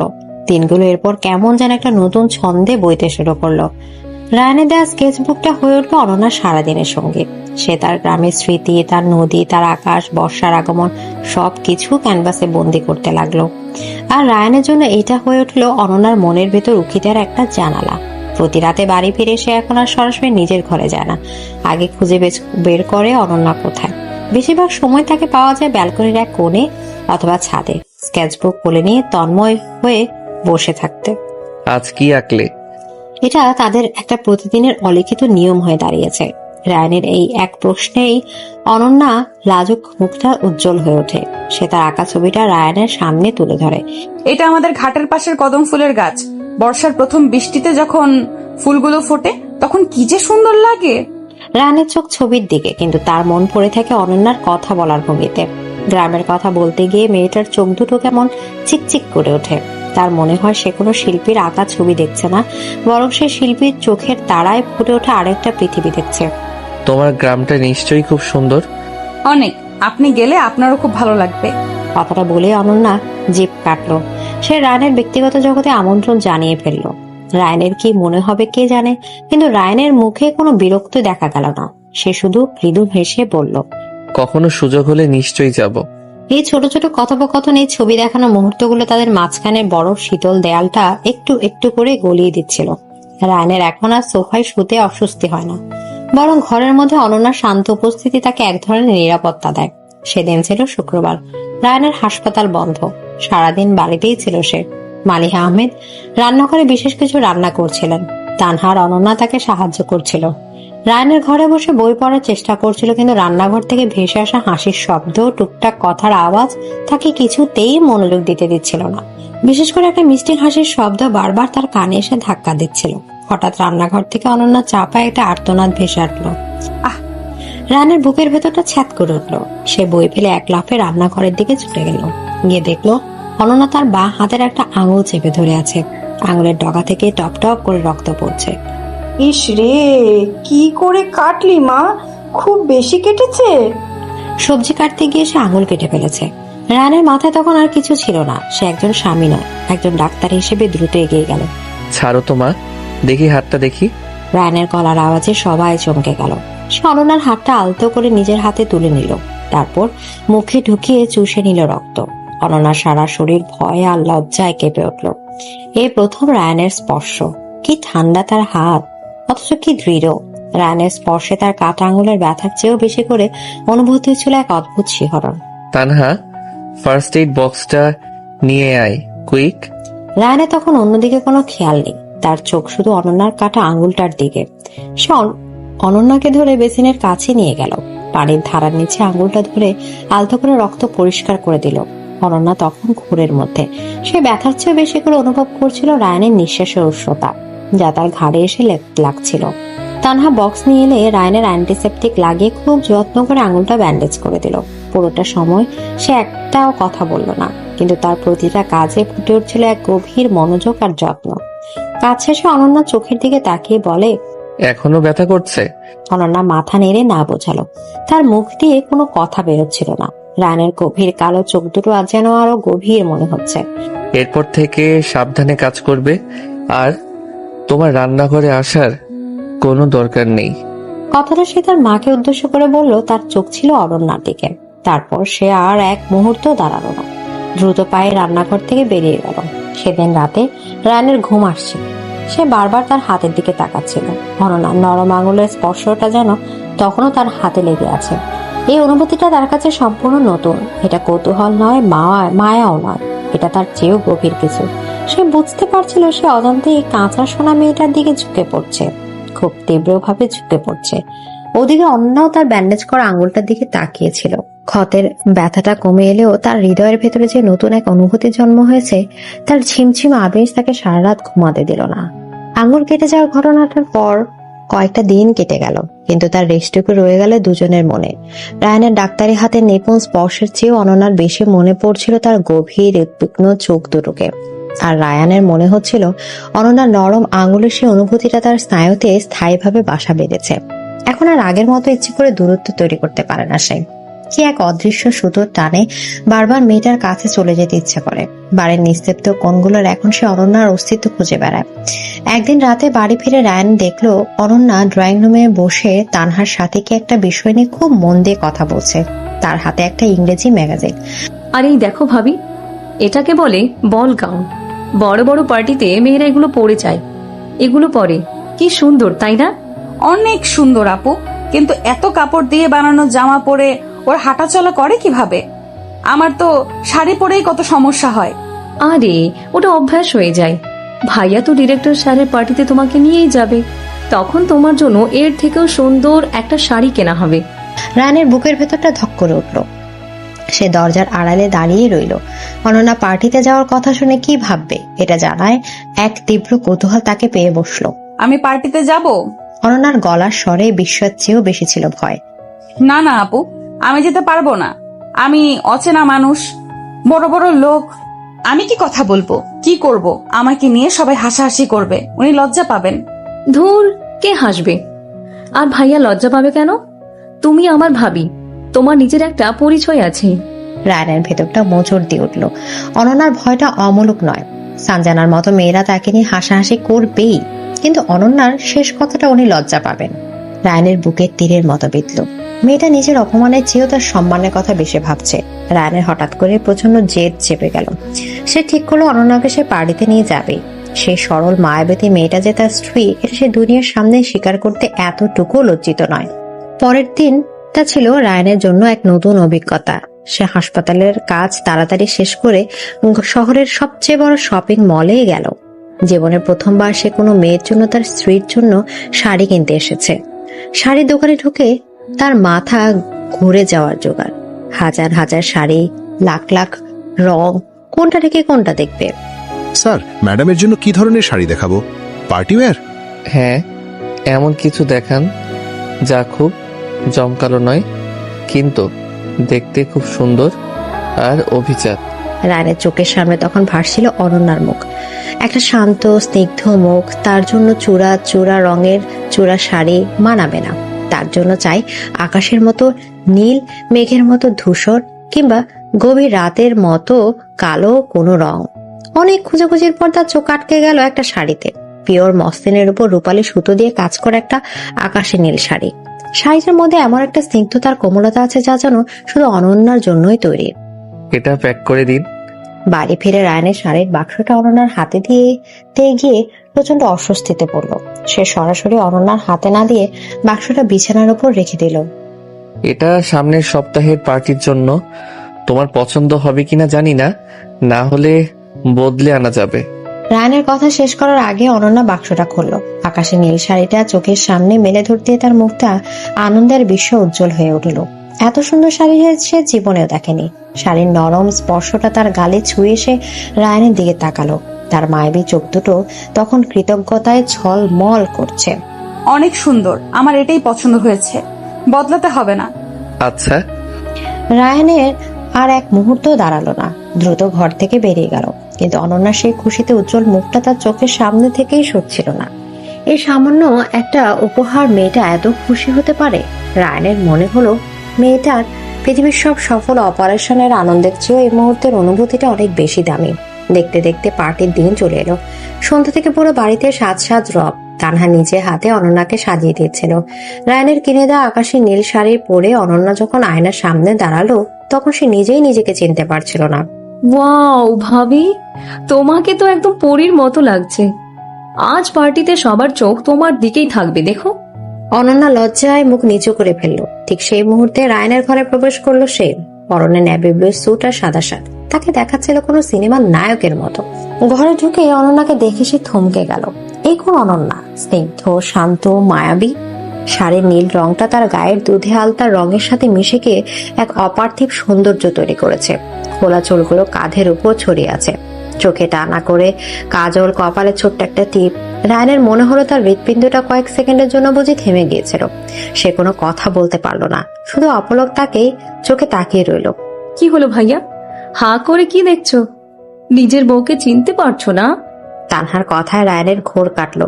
সে নিজেকে সামনে নিয়ে গম্ভীর হওয়ার চেষ্টা করলো। তোর কাজ শেষ, চল, দেরি হয়ে যাচ্ছে। পার্টিতে পৌঁছে অনন্যার ভয়টা সত্যি হলো। বিশাল হল ঘর ভর্তি জাঁকজমকপূর্ণ মানুষ, তাদের তীক্ষ্ণ দৃষ্টি, ফিসফাস কথা সবকিছু তাকে অস্বস্তিতে ফেলে দিচ্ছিল। সে ভয়ে রায়ানের হাতটা শক্ত করে আঁকড়ে ধরলো। রায়ানের কাছে স্পর্শটা লাগলো বিদ্যুতের মতো। সে আলতো করে অনন্যার হাতের উপর নিজের হাতটা রাখলো, যেন আশ্বস্ত করতে চাইলো সে পাশে আছে। ওয়াও রায়ান, ফাইনালি তাহলে ভাবিকে জনসম্মুখে আনলি। হ্যালো, আমি সঞ্জয়দা, রায়ানের কলিগ। সঞ্জনা চোখে মুখে ছিল তাচ্ছিলের হাসি। আসসালামু আলাইকুম। ও ভেরি ফর্মাল। যাই হোক, এনজয় দ্য পার্টি। সঞ্জনা চলে যেতে তার বান্ধবীদের মধ্যে হাসির রোল পড়ে গেল। অনন্যার মুখটা লজ্জায় অপমানে ছোট হয়ে গেল। সে রায়ানের দিকে তাকালো। রায়ানের চোয়াল শক্ত, চোখ দুটো রাগে জ্বলছে। সে অনন্যার কানের কাছে মুখ নিয়ে এসে ফিসফিস করে বলল, কারো কথাই কান দেবে না, আমার হাত ধরে থাকো। রায়ানের এই ভরসা দেওয়া কথায় অনন্যার ভয়টা একটু কমলো। পুরোটা সময় রায়ানের তাকে আগলে রাখলো। কারোর সাথে পরিচয় করে দেওয়ার সময় এমন ভাবে আমার স্ত্রী বলছিল যেন এটাই পৃথিবীর সবচেয়ে গর্বের বিষয়। পার্টি থেকে ফেরার পথে গাড়িতে দুজনই চুপ। অনন্যা বাইরে অন্ধকারের দিকে তাকিয়ে আছে, কিন্তু তার মনটা পড়ে আছে রায়ানের বলা কথাগুলোতে আর আগলে রাখায়। রায়ান বুঝতে পারছিল অনন্যার মন খারাপ। বাড়ি ফিরে এসে অনন্যাকে কিছু না বলে ফ্রেশ হতে চলে গেল। অনন্যা শাড়ি বদলে যখন ব্যালকনিতে এসে দাঁড়ালো, তখন গভীর রাত, আকাশটা মেঘে ঢাকা। তার খুব কান্না পাচ্ছিল। সে কি সত্যি জগতের জন্য বেমানান? মন খারাপ? রায়ানের গলার আওয়াজে অনন্যা চমকে পিছনে ফেললো। রায়ানের কখন নিঃশব্দে তার পিছনে এসে দাঁড়িয়েছে সে টেরও পায়নি। না, মিথ্যে বলো না, আমি জানি আজকের ব্যবহারটা তোমার ভালো লাগেনি। আমার জন্য আপনি সবার সামনে লজ্জা পেলেন। কে বলল আমি লজ্জা পেয়েছি? রায়ান কণ্ঠস্বর অসম্ভব রকম শোনালো। তোমাকে নিয়ে আমি লজ্জিত নই অনন্যা, বরং গর্বিত। তোমার মতো এমন একজন সরল পবিত্র মনের মানুষ আমার জীবনে আছে, এটা আমার সৌভাগ্য। ওদের মতো কৃত্রিম মানুষদের কথার কোনো দাম আমার কাছে নেই। অনন্যা ছলছল চোখে রায়ানের দিকে তাকালো। লোকটার চোখ দুটো দেখে গভীর বিশ্বাস। এই বিশ্বাসটুকুতেই তো তার সম্বল। তুমি কেঁদো না, তোমার চোখের জল আমার সহ্য হয় না। রায়ানের নিজের অজান্তে তার হাতটা এগিয়ে গেল অনন্যার গালটা ছুতে। সে খুব আলতো করে অনন্যার গাল থেকে এক ফোঁটা জল মুছে দিল। তার আঙুলের শীতল স্পর্শে অনন্যার সারা শরীর কেঁপে উঠল। রায়ানেরও বুকের ভেতরটা তোলপাড় করছে। সে আর নিজেকে সামলাতে পারল না। দু হাতে অনন্যার মুখটা তুলে ধরল সে। তারপর খুব ধীরে ধীরে অসম্ভব কোমলতার সাথে তার কপাল নিজের ঠোঁট ছোঁয়ালো। অনন্যা চোখ বন্ধ করে ফেলল। তার 16 বছরের জীবনে সম্পূর্ণ নতুন অনুভূতি। ভয়ের বদলে তার সারা শরীর জুড়ে বয়ে গেল এক মিষ্টি অচেনা স্রোত। রায়ানের কপাল থেকে নেমে এলো অনন্যার চোখের পাতায়। তারপর তার কাঁপা কাঁপা ঠোঁট খুঁজে নিল অনন্যার নরম গোলাপি ঠোঁট। প্রথম স্পর্শটা ছিল প্রজাপতির পাখার মতো হালকা, কিন্তু তার আবেশ ছিল অনন্তকালের। রায়ানের এতদিন ধরে পুষে রাখা সব দ্বিধা, সব দেয়াল এই এক মুহূর্তে চুরমার হয়ে গেল। সে পরম মমতায় অনন্যাকে নিজের আরো কাছে টেনে নিল। অনন্যার ভীরু হাত দুটো রায়ানের শার্টটা খামচে ধরল। বাইরে মেঘলা আকাশ ভেঙে তখনও হয়তো বৃষ্টি নামেনি, কিন্তু তাদের দুজনের মনের ভেতর ভালোবাসার বর্ষণ। ভোরের প্রথম আলো যখন ব্যালকনির কাঁচ ভেদ করে ঘরে এসে পড়ল, অনন্যার ঘুমটা তখনই ভেঙে গেল। চোখ খোলার আগে গত রাতের ঘটনাগুলো স্বপ্নের মতো তার সমস্ত চেতনাকে আচ্ছন্ন করে ফেলল। রায়ানের সেই নরম স্পর্শ, তার কপালে, চোখের পাতায় আর ঠোঁটে অসম্ভব কোমল সেই চুম্বন অনুভূতিতে অনন্যার সারা শরীর লজ্জায় আর ভালো লাগায় কেঁপে উঠল। সে খুব সাবধানে চোখ খুলল। রায়ানের তখনও ঘুমে। সোফার ছোট পরিসরে লম্বা শরীরটা গুটিয়ে শুয়ে আছে। ঘুমের মধ্যে তার কপালে একটা হালকা চিন্তার ভাঁজ, যা দেখে অনন্যার ভেতরটা মায়ায় আর্দ্র হয়ে গেল। এই মানুষটা বাইরে থেকে যতই কঠিন হোক না কেন, ভেতরটা তার ঠিক কতটা নরম সেটা এখন অনন্যা একটু একটু করে বুঝতে পারছে। সে নিঃশব্দে বিছানা থেকে নেমে ওয়াশরুমে চলে গেল। আয়নার সামনে দাঁড়িয়ে নিজের প্রতিবিম্বের দিকে তাকিয়ে তার মুখটা লজ্জায় লাল হয়ে গেল। আর ঠোঁটে কি এখনো রায়ানের স্পর্শ লেগে আছে? সে দ্রুত মুখে পানির ঝাপটা দিল। নামাজ শেষ করে সে যখন ঘরে ফিরে এলো, রায়ানের ঘুম ভেঙে গেছে। সে সোফায় উঠে বসেছে, দু হাতে মুখ ঢেকে। অনন্যাকে দেখে সে হাত সরিয়ে নিল। দুজনের চোখাচোখি হতে অনন্যা দ্রুত চোখ নামিয়ে নিল, আর রায়নের কান দুটো লাল হয়ে গেল। ঘরের বাতাসটা হঠাৎ করে কেমন ভারী আর মিষ্টি হয়ে উঠেছে। তুমি তুমি ঠিক আছো? জি। রাতের বেলা আমি রায়ানের কি বলবে ভেবে পেল না। যে মানুষটা হাসপাতালে কনফারেন্স রুমে শত শত মানুষের সামনে অনর্গল কথা বলতে পারে, সে আজ এই 16 বছর একটা মেয়ের সামনে দুটো কথা গুছিয়ে বলতে পারছে না। আপনি কি কিছু নিয়ে অনুতপ্ত? অনুতপ্ত না, একেবারেই না। আমি শুধু নিশ্চিত হতে চাই যে তুমি অস্বস্তিতে নেই। আমি তোমার ইচ্ছার বিরুদ্ধে কিছু করতে চাই না অনন্যা। আমার কোনো অস্বস্তি হচ্ছে না। অনন্যার শান্ত সরল স্বীকারোক্তিতে রায়নের বুকের ভেতরটা যেন একটা শীতল ঝর্ণার জলে ভিজে গেল। সে সোফা থেকে উঠে অনন্যার দিকে এগিয়ে এলো। অনন্যার সামনে দাঁড়িয়ে তার চিবুক ধরে আলতো করে মুখটা উঁচু করলো। তোমার এই সরলতাই আমার সর্বনাশ করছে জানো। রায়নের আর নিজেকে আটকাতে পারল না, ঝুঁকে পড়ে অনন্যার কপালে আরো একটা গভীর চুমু খেলো। তারপর কোনো কথা না বলে দ্রুত ঘর থেকে বেরিয়ে গেল জগিং এর জন্য। অনন্যা ঠায় দাঁড়িয়ে রইল। তার মনে হলো তার ছোট্ট পৃথিবীটা খুশিতে ভালো লাগায় টলমল করছে। সেই দিনের পর থেকে তাদের সম্পর্কের সমীকরণটা পুরোপুরি বদলে গেল। রায়নের এখন আর সোফায় শুতে ইচ্ছে করে না।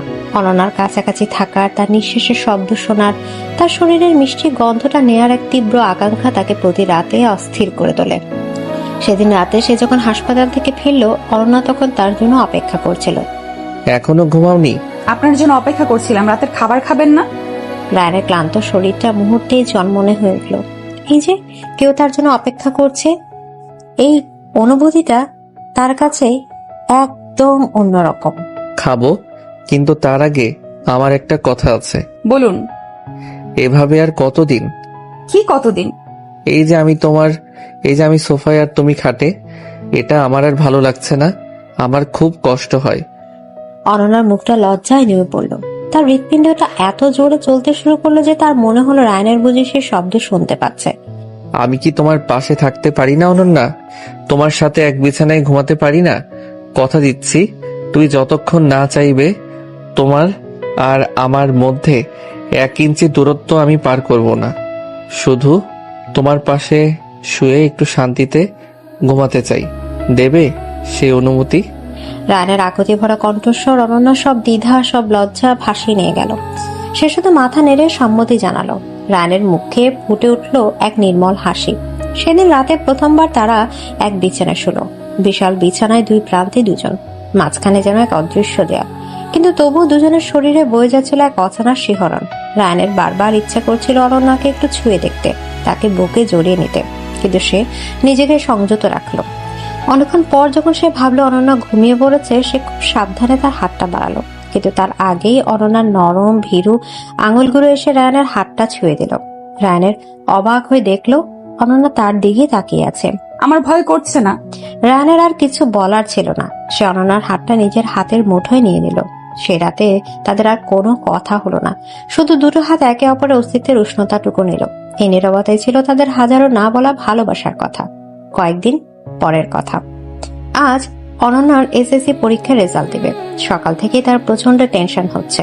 সে বারবার জায়নামাজে বসে দোয়া করছিল। রায়নের আজ হাসপাতালে খুব জরুরি কাজ, তবুও সে বারবার ফোন করে খবর নিচ্ছিল। কি হলো, রেজাল্ট দিয়েছে? না, এখনো দেয়নি। আমার খুব ভয় করছে, যদি খারাপ হয়। কিচ্ছু খারাপ হবে না, আর যদি হয়ও তাতে কি আসে যায়। তুমি আমার কাছে যা, তার কোনো কিছুই একটা পরীক্ষার রেজাল্ট দিয়ে মাপা যাবে না। টেনশন করো না। দুপুর 12টায় রেজাল্ট বের হলো। তানহা ল্যাপটপে অনন্যার রোল নাম্বারটা দিতেই স্ক্রিনে ভেসে উঠলো কংগ্রাচুলেশন, জিপিএ 5। ভাবি ভাবি তুমি গোল্ডেন A+ পেয়েছো। পুরো বাড়িটা খুশির হুল্লোড়ে ফেটে পড়লো। মালিক আহমেদ মিষ্টি নিয়ে এলেন। অনন্যার বিশ্বাসই হচ্ছিল না, সে আনন্দে কেঁদে ফেললো। রায়নের যখন খবরটা পেল তখন সে একটা কনফারেন্সে ছিল। খবরটা শুনে সে সবকিছু ফেলে রেখে ছুটে বেরিয়ে এলো। বাড়ি ফিরে এসে দেখলো অনন্যা সবার সাথে হাসছে, কথা বলছে, কিন্তু তার চোখ দুটো যেন দরজার দিকে তাকিয়ে আছে। রায়নের দেখে অনন্যার হাসিটা আরো চড়া হলো। রায়নের সবার সামনে দ্রুত পায়ে হেঁটে অনন্যার কাছে গেল। আমি জানতাম তুমি পারবে। I am so proud of you Ananya. রায়নের আর কোনো দিকে না তাকিয়ে সবার সামনে অনন্যা দুটো হাত ধরে তার কপালে একটা চুমু খেয়ে নিল। অনন্যার লজ্জায় আর আনন্দে লাল হয়ে গেল। আজ সন্ধ্যায় তৈরি থেকো, আমরা বাইরে যাব, শুধু তুমি আর আমি। তোমার এই সাফল্যের সেলিব্রেশন হবে। সন্ধ্যায় রায়নের অনন্যাকে নিয়ে গেল শহরের বাইরে নদীর ধারের একটা সুন্দর নিরিবিলি রেস্টুরেন্টে। চারিদিকে খোলা আকাশ, নদীর ঠান্ডা বাতাস আর মৃদু আলোর খেলা। অনন্যা মুগ্ধ হয়ে চারপাশ দেখছিল। জায়গাটা কি সুন্দর, ঠিক আমার গ্রামের মতো। তোমার ভালো লাগবে জেনেই এখানে এনেছি। তারা নদীর দিকে মুখ করে একটা টেবিলে বসলো। রায়নের আজ অনন্যার দিক থেকে চোখ সরাতে পারছিল না। হালকা সবুজ রঙের একটা জামা পরেছে সে, চুলগুলো খোলা, কোনো সাজ নেই, তবু কি যে মায়াবী লাগছে। অনন্যা, জি। আমি তোমাকে কিছু কথা বলতে চাই। রায়নের গভীর কণ্ঠস্বর অনন্যার ভেতরটা কেঁপে উঠল। যেদিন আমি তোমাকে প্রথম বিয়ে করতে বাধ্য হয়েছিলাম, আমি ভেবেছিলাম আমার জীবনটা শেষ। আমি তোমাকে অবহেলা করেছি, তোমাকে এমন কথা বলেছি যা আমার বলা উচিত হয়নি। আমি একটা বোকা ছিলাম অনন্যা। আমি ভেবেছিলাম আধুনিকতা, শিক্ষা, স্ট্যাটাস এগুলোই সবকিছু, কিন্তু আমি ভুল ছিলাম। রায়নের অনন্যার হাতটা নিজের হাতে তুলে নিল। তুমি আমার জীবনে আসার পর আমি বুঝতে পেরেছি শান্তি কাকে বলে। তোমার সরলতা, তোমার পবিত্রতা, তোমার ওই মায়াবী চোখ দুটো সবকিছু আমাকে নতুন করে বাঁচতে শিখিয়েছে। তোমার গান, তোমার আঁকা ছবি, তোমার ওই মিষ্টি হাসি, এগুলোই এখন আমার বেঁচে থাকার অক্সিজেন। আমি তোমাকে ভালোবাসি অনন্যা, খুব ভালোবাসি। অনন্যা চোখ বেয়ে টপ টপ করে পানি গড়িয়ে পড়ল।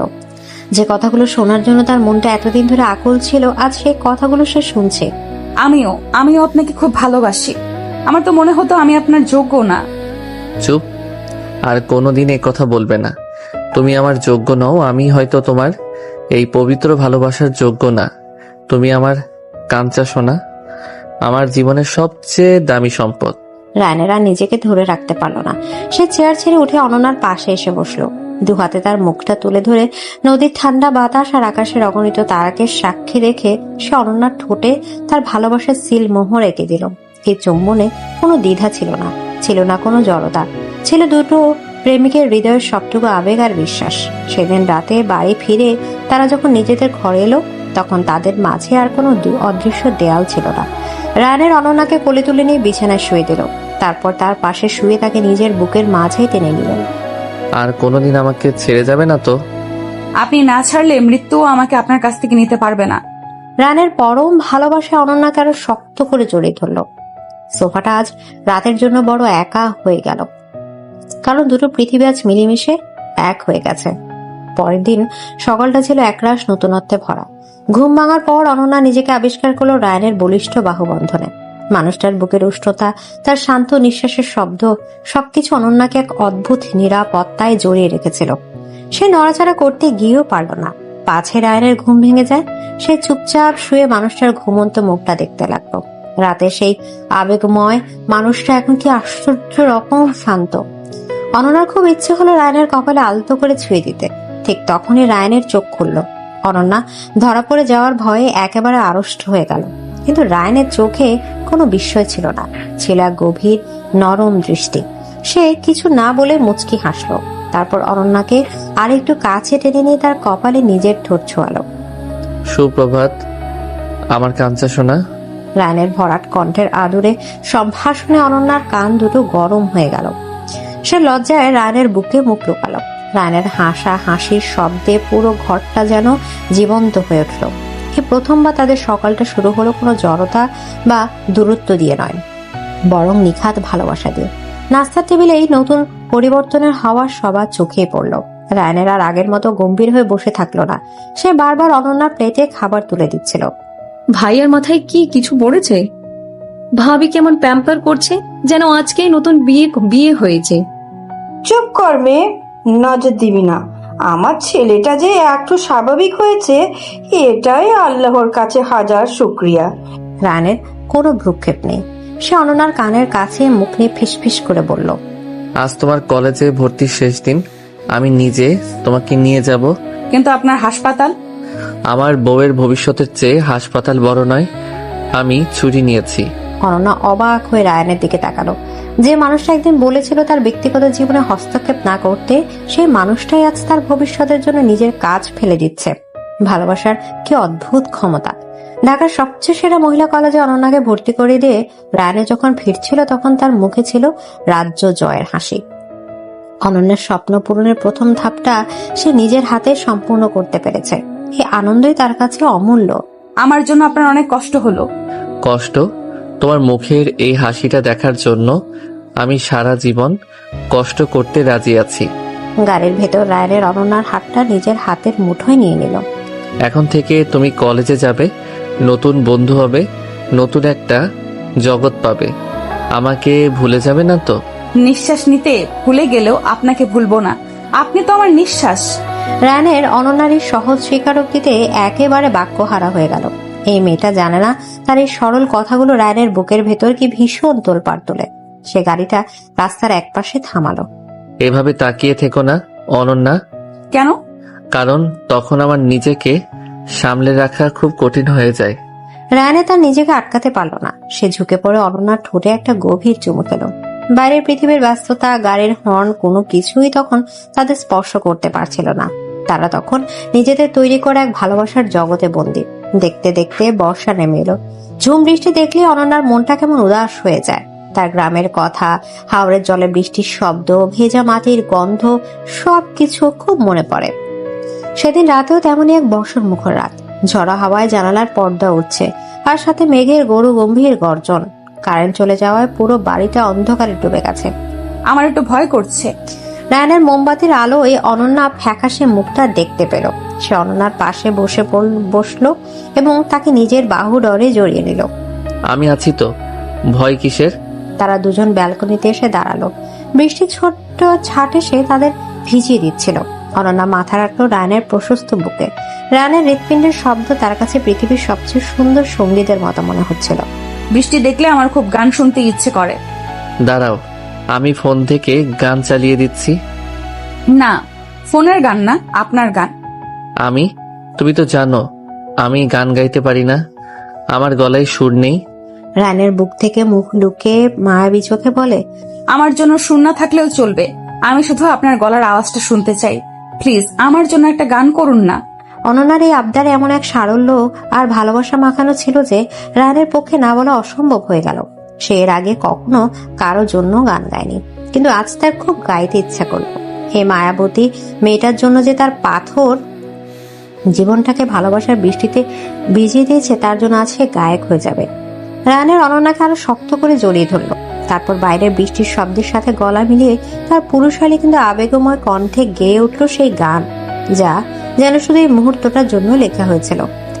দেখেছি রূপসাগরে মনের মানুষ কাঞ্চা সোনা, তারে ধরি ধরি মনে করি ধরতে গেলে আর পাবো না।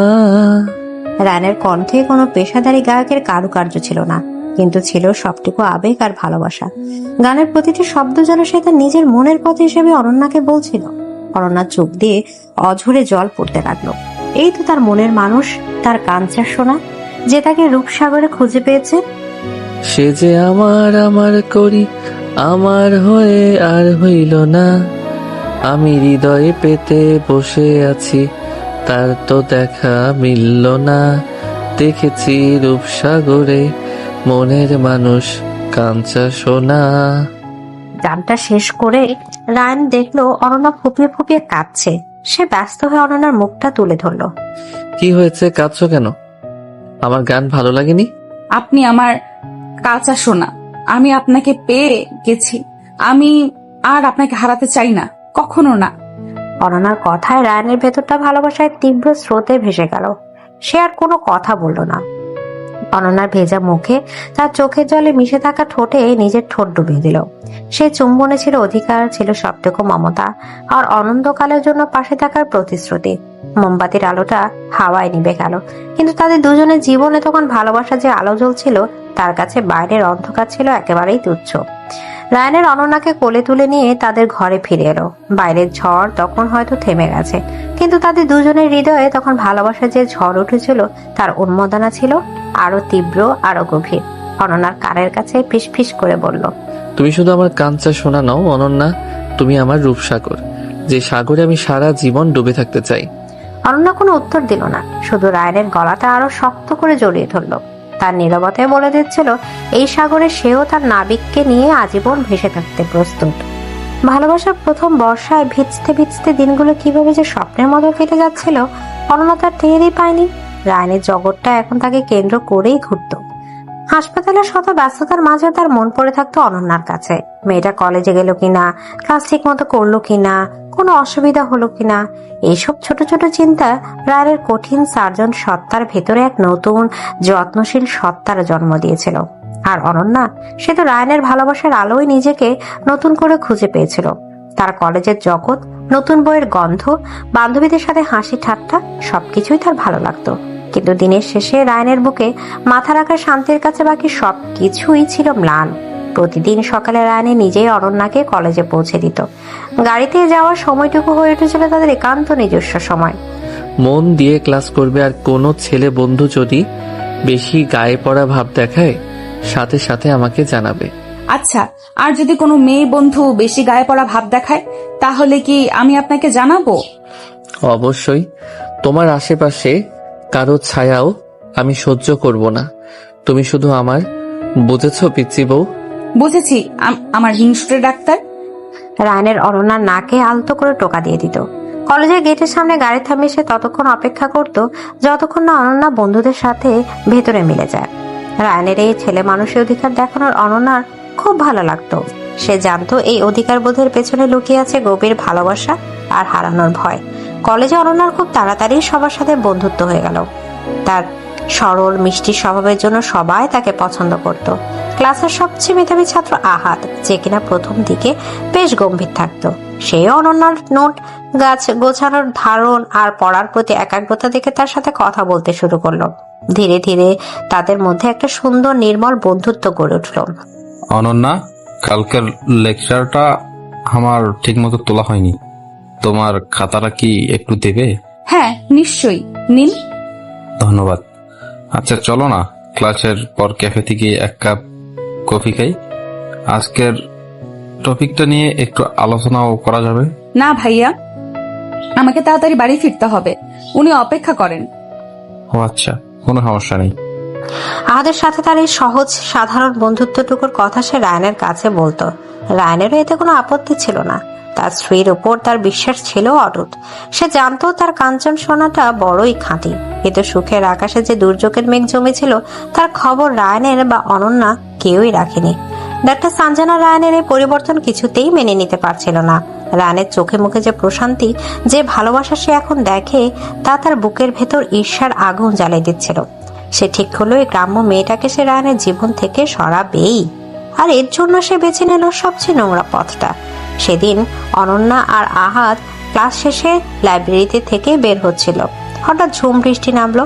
সর্বনাশ, ছাতাও তো আনিনি, এখন কিভাবে ফিরবে? আমি একটু দাঁড়াই, উনি এসে পড়বেন খুব তাড়াতাড়ি। আরে, এই বৃষ্টির মধ্যে তোমার স্বামী এত দূর আসবেন? তার চেয়ে চলো সামনের ওই ক্যাফেটাতে গিয়ে বসি, বৃষ্টি থামলে চলে যেও। অনন্যা প্রথমে একটু ইতস্তত করলেও আহাদের কথায় যুক্তি খুঁজে পেল। তারা দুজনে দৌড়ে গিয়ে সামনের একটা ক্যাফেতে ঢুকলো। ঠিক সেই মুহূর্তে একটা কালো গাড়ি এসে ক্যাফের উল্টো দিকে থামলো। গাড়ির ভেতর থেকে সানজানার হিংস্র চোখ দুটো শিকার খুঁজে ফিরছিল। অনন্যাকে একটি ছেলের সাথে ক্যাফেতে ঢুকতে দেখে তার ঠোঁটের কোণে ফুটে উঠলো এক ক্রূর হাসি। সে ফোনটা বের করে ক্যামেরা অন করলো। ক্যাফের ভেতরে আহাদ আর অনন্যা একটা টেবিলে বসেছিল। আপনার সাথে আমার একদম পরিচয় হলো না, আপনি তো ক্লাসে খুব চুপচাপ থাকেন। আমি একটু কম কথা বলি, তবে তোমার সাথে বন্ধুত্ব হওয়ার পর থেকে দেখছি কথা বলতে ভালোই লাগে। তোমার গ্রামের গল্প শুনতে আমার খুব ভালো লাগে, মনে হয় যেন চোখের সামনে সব দেখতে পাচ্ছি। তারা দুজন তাদের পড়াশোনা, গ্রাম, শহর এইসব নিয়ে সাধারণ গল্প করছিল। এক পর্যায়ে আহাদ তার ব্যাগ থেকে একটা কবিতার বই বের করলো। এটা তোমার জন্য, তুমি সেদিন বলেছিলে না তোমার কবিতা পড়তে ভালো লাগে? আমার জন্য? কিন্তু কেন? এমনি, বন্ধুকে উপহার দিতেই পারে, তাই না? অনন্যা খুশি হয়ে বইটা হাতে নিতেই আহাদের সাথে তার হাতটা একটু ছুঁয়ে গেল। ঠিক সেই মুহূর্তে বাইরে থেকে সানজানার ফোনের ক্যামেরা কয়েকবার ক্লিক করে উঠল। ছবিগুলো এমন অ্যাঙ্গেল থেকে তোলা হলো যাতে মনে হচ্ছে তারা দুজনে খুব অন্তরঙ্গভাবে বসে আছে, হাতে হাত রেখে হাসছে। সানজানার মিশন সফল। হাসপাতালে ফিরে রায়ানের চেম্বারে গিয়ে সানজানার অভিনয় শুরু করলো। কিরে রায়ানের, আজকেও দেখি তোর মুখটা চাঁদের মতো উজ্জ্বল। ভাবি নিশ্চয়ই খুব ভালোবাসায় রেখেছে। সানজানা, তোমার যদি কাজ না থাকে তাহলে নিজের চেম্বারে যেতে পারো, আমার অনেক কাজ আছে। আরে রাগ করছিস কেন? আমি তো তোর ভালোই চাই। ভাবিকে কলেজে ভর্তি করিয়ে খুব ভালো করেছিস। মেয়েটা একেবারে শহুরে হয়ে যাচ্ছে। এর মধ্যে কত স্মার্ট ছেলেপেলেদের সাথে বন্ধুত্ব হয়ে গেছে। সেদিন দেখলাম কি সুন্দর একটা ছেলের সাথে ক্যাফেতে বসে হাসাহাসি করছে, দেখে কি যে ভালো লাগলো। যাক, মেয়েটা শেষ পর্যন্ত তোর স্ট্যাটাসের সাথে মানিয়ে নিতে শিখেছে।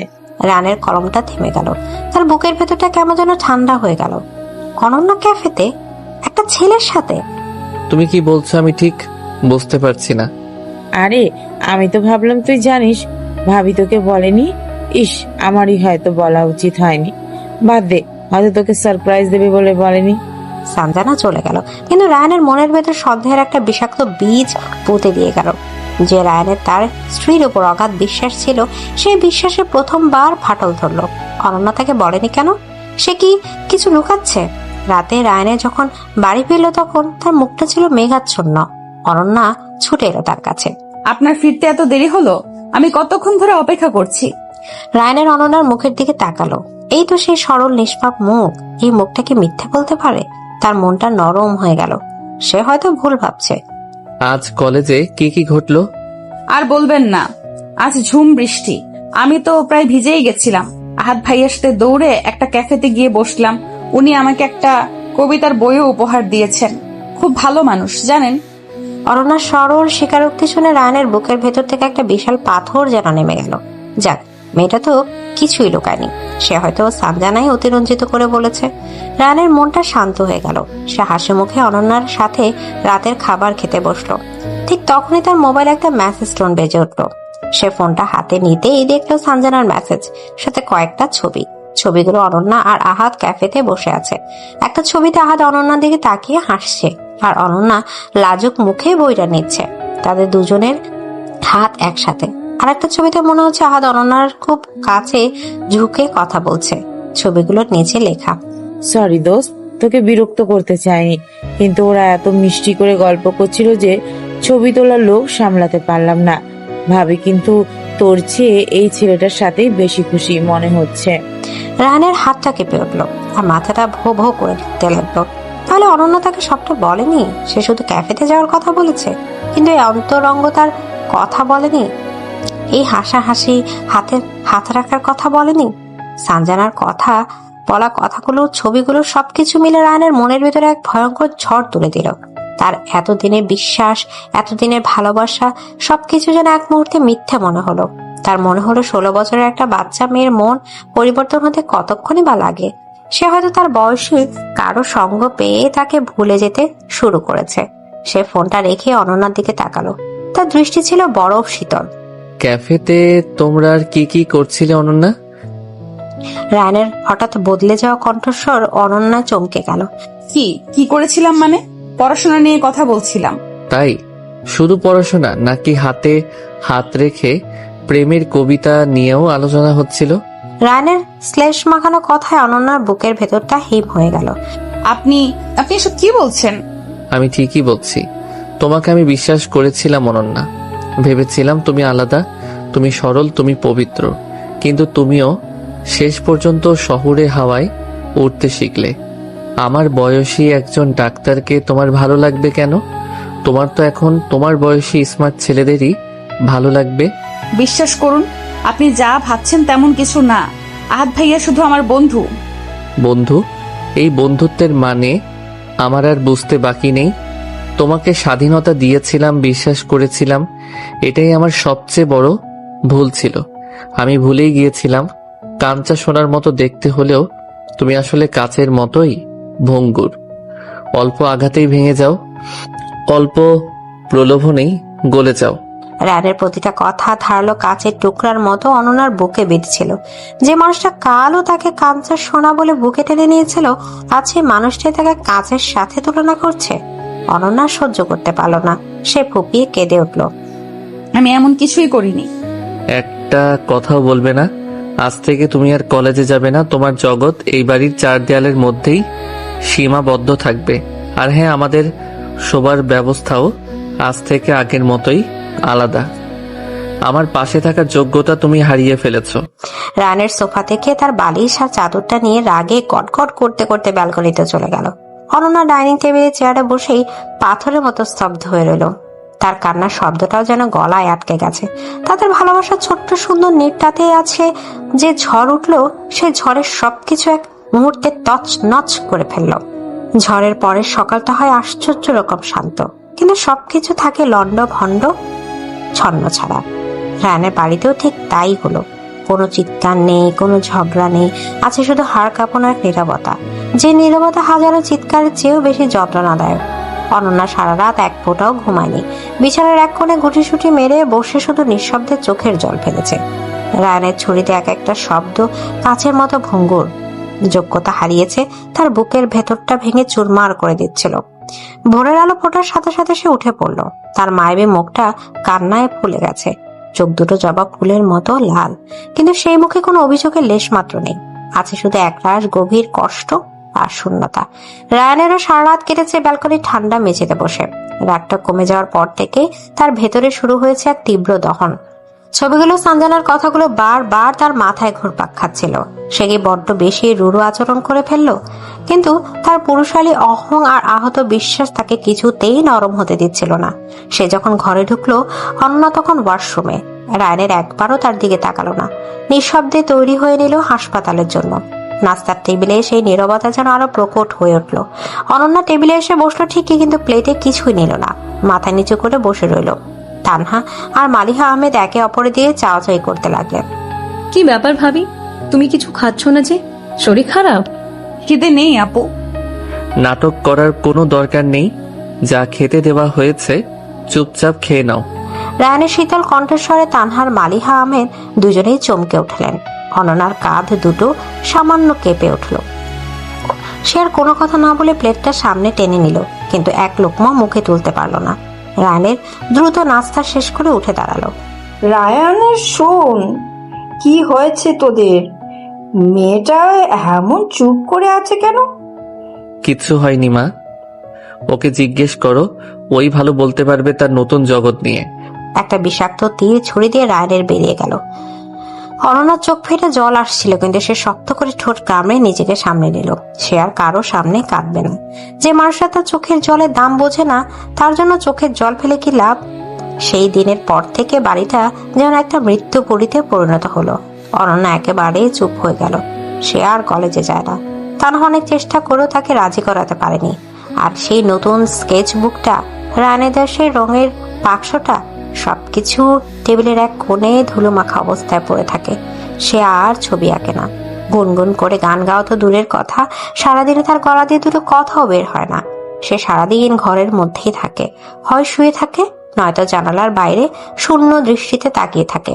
তার শরীরে সেই কাঞ্চা সোনার মতো উজ্জ্বল আভাটা দিন দিন নিভে যেতে লাগলো। সে এমন ভাবে নিজের চারপাশে একটা দেয়াল তুলে নিল যে মমতাময় শাশুড়ি বা আদরের ননদ কেউ সে দেয়াল ভাঙতে পারল না। রায়ানের অবস্থা ছিল আরো যন্ত্রণাদায়ক। সে বাইরে একটা কঠিন খোলস পড়ে থাকলেও ভেতরে ভেতরে প্রতি মুহূর্তে পড়ছিল। বাড়ি ফিরে অনন্য সেই ফ্যাকাশে প্রাণহীন মুখটা দেখা তার কাছে ছিল সবচেয়ে বড় শাস্তি। সে দেখতো মেয়েটা ঠিকমতো খাচ্ছে কিনা, দিন দিন শুকিয়ে যাচ্ছে। তার মায়াবী চোখ দুটো নিচে পড়েছে কালি। এই পরিবর্তনগুলো রায়ানের বুকে হাতুড়ির মতো আঘাত করত। তার প্রচন্ড কষ্ট হতো, কিন্তু তার আহত অহং তাকে ক্ষমা চাইতে বাধা দিত। সে রাতে ব্যালকনিতে সে ছটফট করত। ঘরের ভেতর থেকে ভেসে আসা অনন্যার চাপা কান্নার শব্দ তার ঘুম কেড়ে নিত। সে বুঝতে সে শুধু অনন্যাকে কষ্ট দিচ্ছে না, নিজেকে তিলে তিলে শেষ করে দিচ্ছে। হাসপাতালে তার কাজের প্রভাব পড়লো। সে আগের চেয়ে অনেক বেশি খিটখিটে হয়ে গেল। জুনিয়রদের সামান্য ভুলেও চিৎকার করে উঠত। কি হয়েছে তোর? তোকে এমন বিধ্বস্ত দেখাচ্ছে কেন? ভাবির সাথে ঝগড়া করছিস?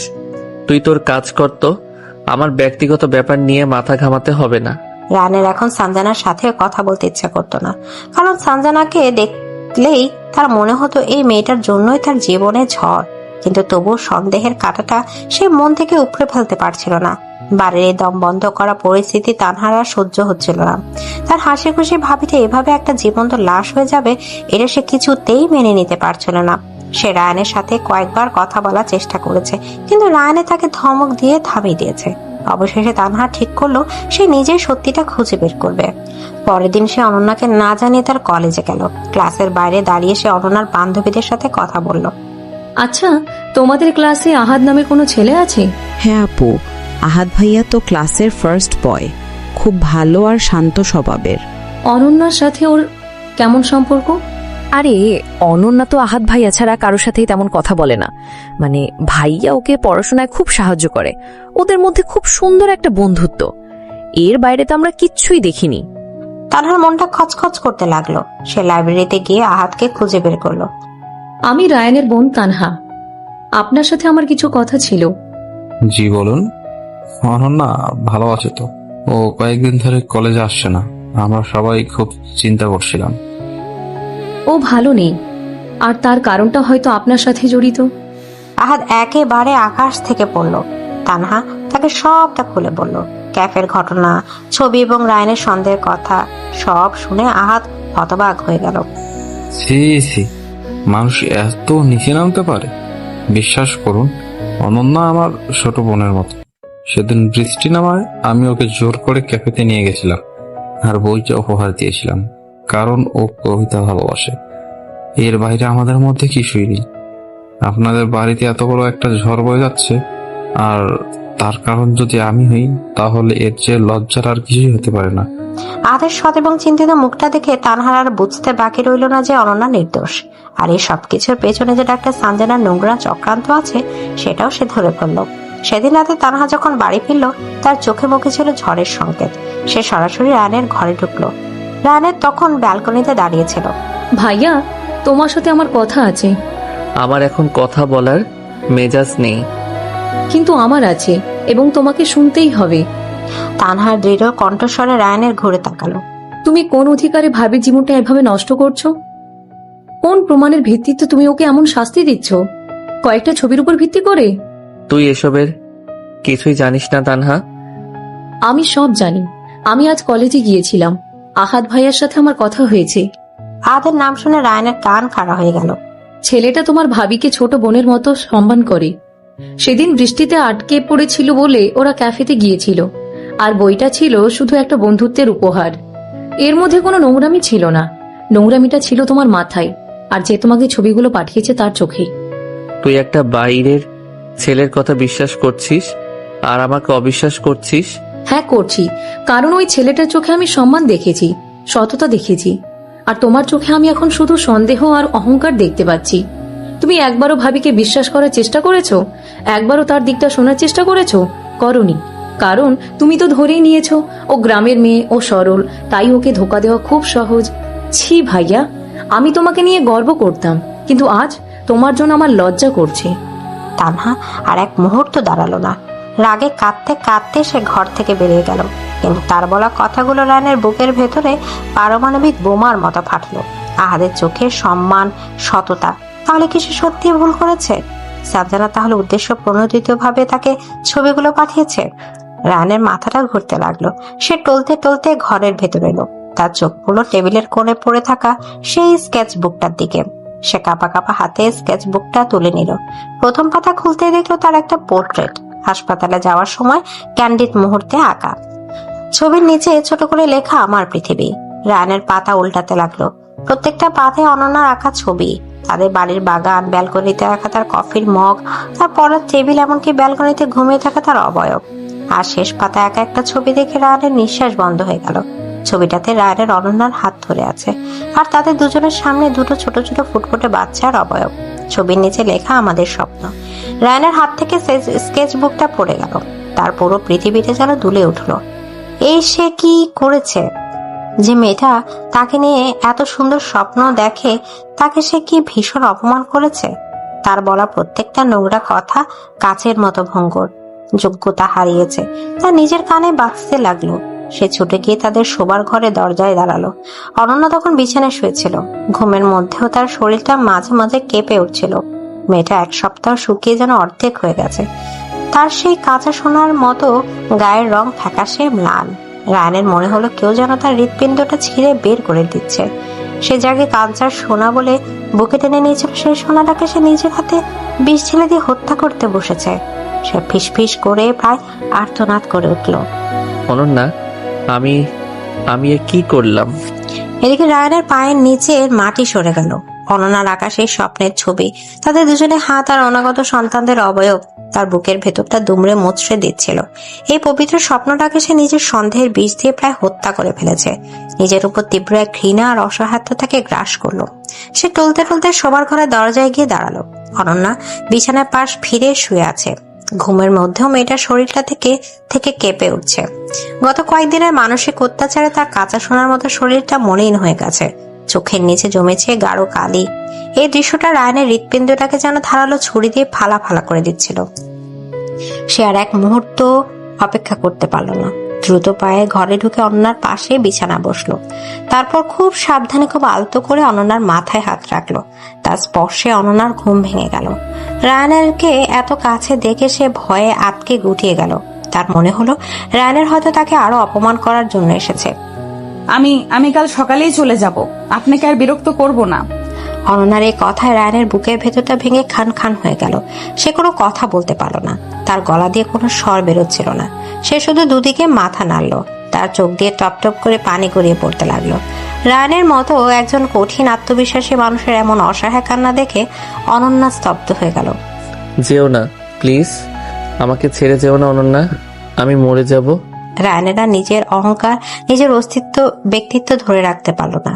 সে বিছানা থেকে নেমে অনন্যার পায়ের কাছে মেঝেতে বসে পড়ল। তারপর অনন্যার হাত দুটো নিজের অঞ্জলিতে নিয়ে হাউমাউ করে কেঁদে উঠল। আমি একটা পশু অনন্যা, আমি তোমাকে বিশ্বাস করিনি। আমি তোমার ভালোবাসা, তোমার পবিত্রতাকে সন্দেহ করেছি। আমাকে তুমি শাস্তি দাও, আমাকে দুটো চড় মারো, কিন্তু প্লিজ চুপ করে থেকো না। তোমার এই নীরবতা আমাকে মেরে ফেলছে। অনন্যা পাথরের মতো বসে রইল। তার কোনো অনুভূতি কাজ করছিল না। যে কষ্টটা সে পেয়েছে তা কি এত সহজে মুছে ফেলা যায়?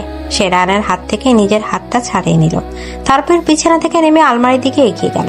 সে তার অল্প কিছু কাপড় চোপড় একটা ব্যাগে ভরতে শুরু করলো। এই দৃশ্যটা দেখে রায়ানের পৃথিবীটা যেন অন্ধকার হয়ে গেল।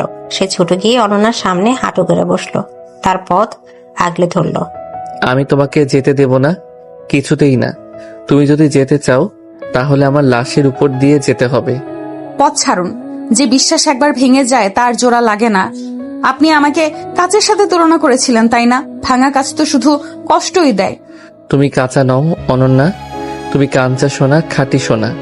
আগুনে পুড়লে যার খাঁটিত্ব আরো বেড়ে যায়। আমি তোমায় চিনতে ভুল করেছি। আমি অন্ধ হয়ে গিয়েছিলাম। আমাকে শুধু একটা সুযোগ দাও অনন্যা, শুধু শেষ একটা সুযোগ। আমি আমার সবটুকু দিয়ে তোমার এই ভাঙা বিশ্বাসটা আবার জোড়া লাগাবো, কথা দিচ্ছি। অনন্যা কোনো উত্তর দিল না। সে মুখ ফিরিয়ে জানালার বাইরে তাকিয়ে রইল। তার ভেতরে সব রং যেন কেউ মুছে নিয়েছে। রায়ানের বুঝতে পারছিল সাধারণ কথায় আর কাজ হবে না। এই ভাঙা মনটাকে জোড়া লাগাতে হলে ভালোবাসার সবচেয়ে গভীর সুরটাকেও ছুঁতে হবে। সে উঠে দাঁড়ালো। তারপর অনন্যার পেছনে গিয়ে দাঁড়ালো।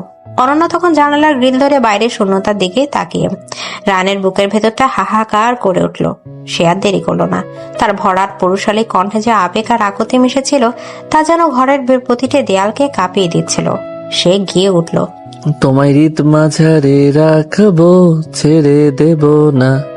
ওরে ছেড়ে দিলে সোনার গোর আর তো পাবো না। তোমায় হৃদ মাঝারে রাখবো, ছেড়ে দেব না। গানের প্রথম লাইনটা শুনে অনন্যার শরীরটা কেঁপে উঠল।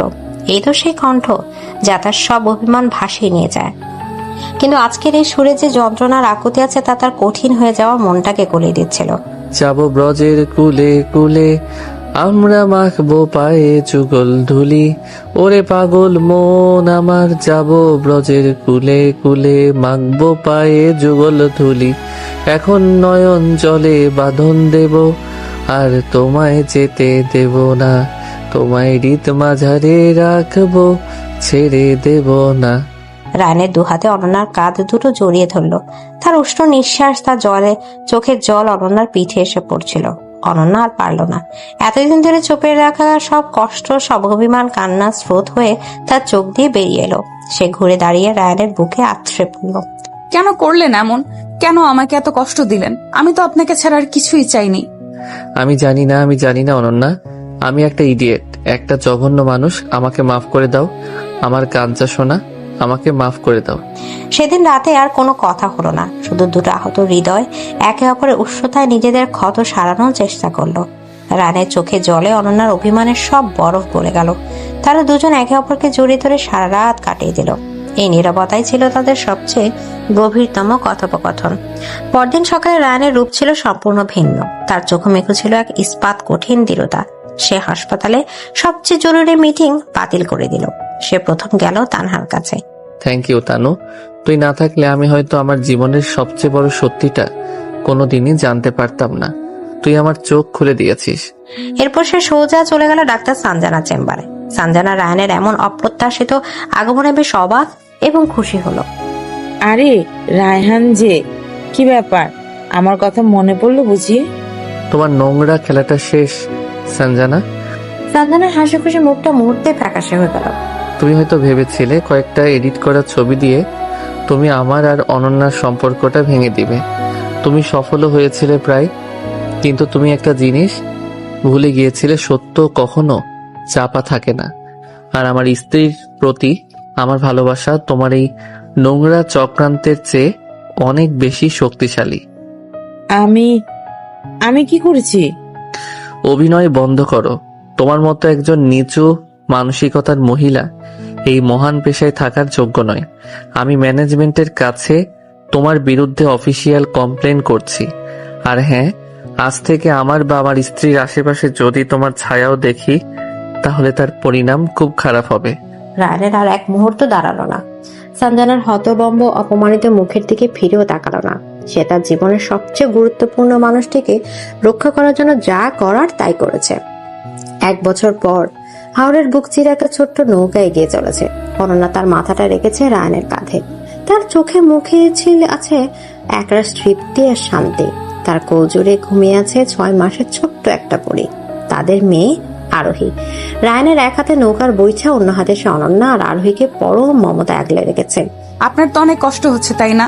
শহরের ডাক্তার মানুষ এইভাবে নৌকায়। কষ্ট? আমার জীবনের সেরা মুহূর্ত তো এটাই। তোমার এই জগতে, তোমার এই নদীর বুকে, তোমার পাশে, এর চেয়ে বড় শান্তি আর কিছুতে নেই। রায়নের অনন্যাকে নিয়ে তার গ্রামে বেড়াতে এসেছে। শ্বশুর শাশুড়ি আদরে, গ্রামের মানুষের ভালোবাসা সে আপ্লুত। সে বুঝতে পেরেছে অনন্যার এই সরলতার উৎস কোথায়। এই মাটি, এই নদী, এই আকাশই তো তার কাঞ্চা সোনাকে গড়ে তুলেছে। নৌকাটা যখন মাঝ নদীতে, তখন সূর্য ডুবছে। পশ্চিম আকাশে ছড়িয়ে পড়েছে আবিরের লাল রং। রানে তার ডাক্তারি ব্যাগ থেকে স্ট্যাথোস্কোপটা বের করলো। এখন এটা দিয়ে কি করবেন? আমার পৃথিবীর সবচেয়ে সুন্দর শব্দটা শুনবো। রানে স্ট্যাথোস্কোপের ডায়াফ্রামটা অনন্যার বুকের উপর রাখলো। অনন্যার হৃৎপিণ্ডে শান্ত স্থির শব্দ, ঢুক ঢুক ঢুক। রায়নের চোখ বন্ধ করে সেই শব্দ শুনছিল। এই শব্দটাই আমার বেঁচে থাকার কারণ। তোমার হৃদয়ের এই প্রত্যেকটা স্পন্দন শুধু আমার জন্য, অনন্যা। রায়নের বুকে মাথা রেখে বলে, আর আপনার হৃদয়ের প্রত্যেকটা স্পন্দন আমার। দেখেছি রূপসাগরে মনের মানুষ কাঞ্চা সোনা, তারে ধরি ধরি মনে করি, ধরতে গেলে আর পাবো না। তারপর গান গাইতে শুরু করলো। ঘুমন্ত আরোহীকে সাক্ষী রেখে ডুবন্ত সূর্যের নরম আলোয় হায়রের শান্ত জলের বুকে দুটো হৃদয় আরো একবার মিলে মিশে একাকার হয়ে গেল। রায়নে তার কাঞ্চা সোনাকে শুধু হৃদয়ের মাঝেই রাখেনি, তাকে তার পুরো পৃথিবী বানিয়ে নিয়েছে। আর অনন্যা, সে তার রাগী অভিমানে কিন্তু গভীরভাবে ভালোবাসার মানুষটার মধ্যেই তার সমস্ত জগৎ খুঁজে পেয়েছে। তাদের ভালোবাসার গল্পটা হয়তো কোনো রূপকথা নয়, কিন্তু এক টুকরা খাঁটি সোনার মতোই উজ্জ্বল আর চিরন্তন।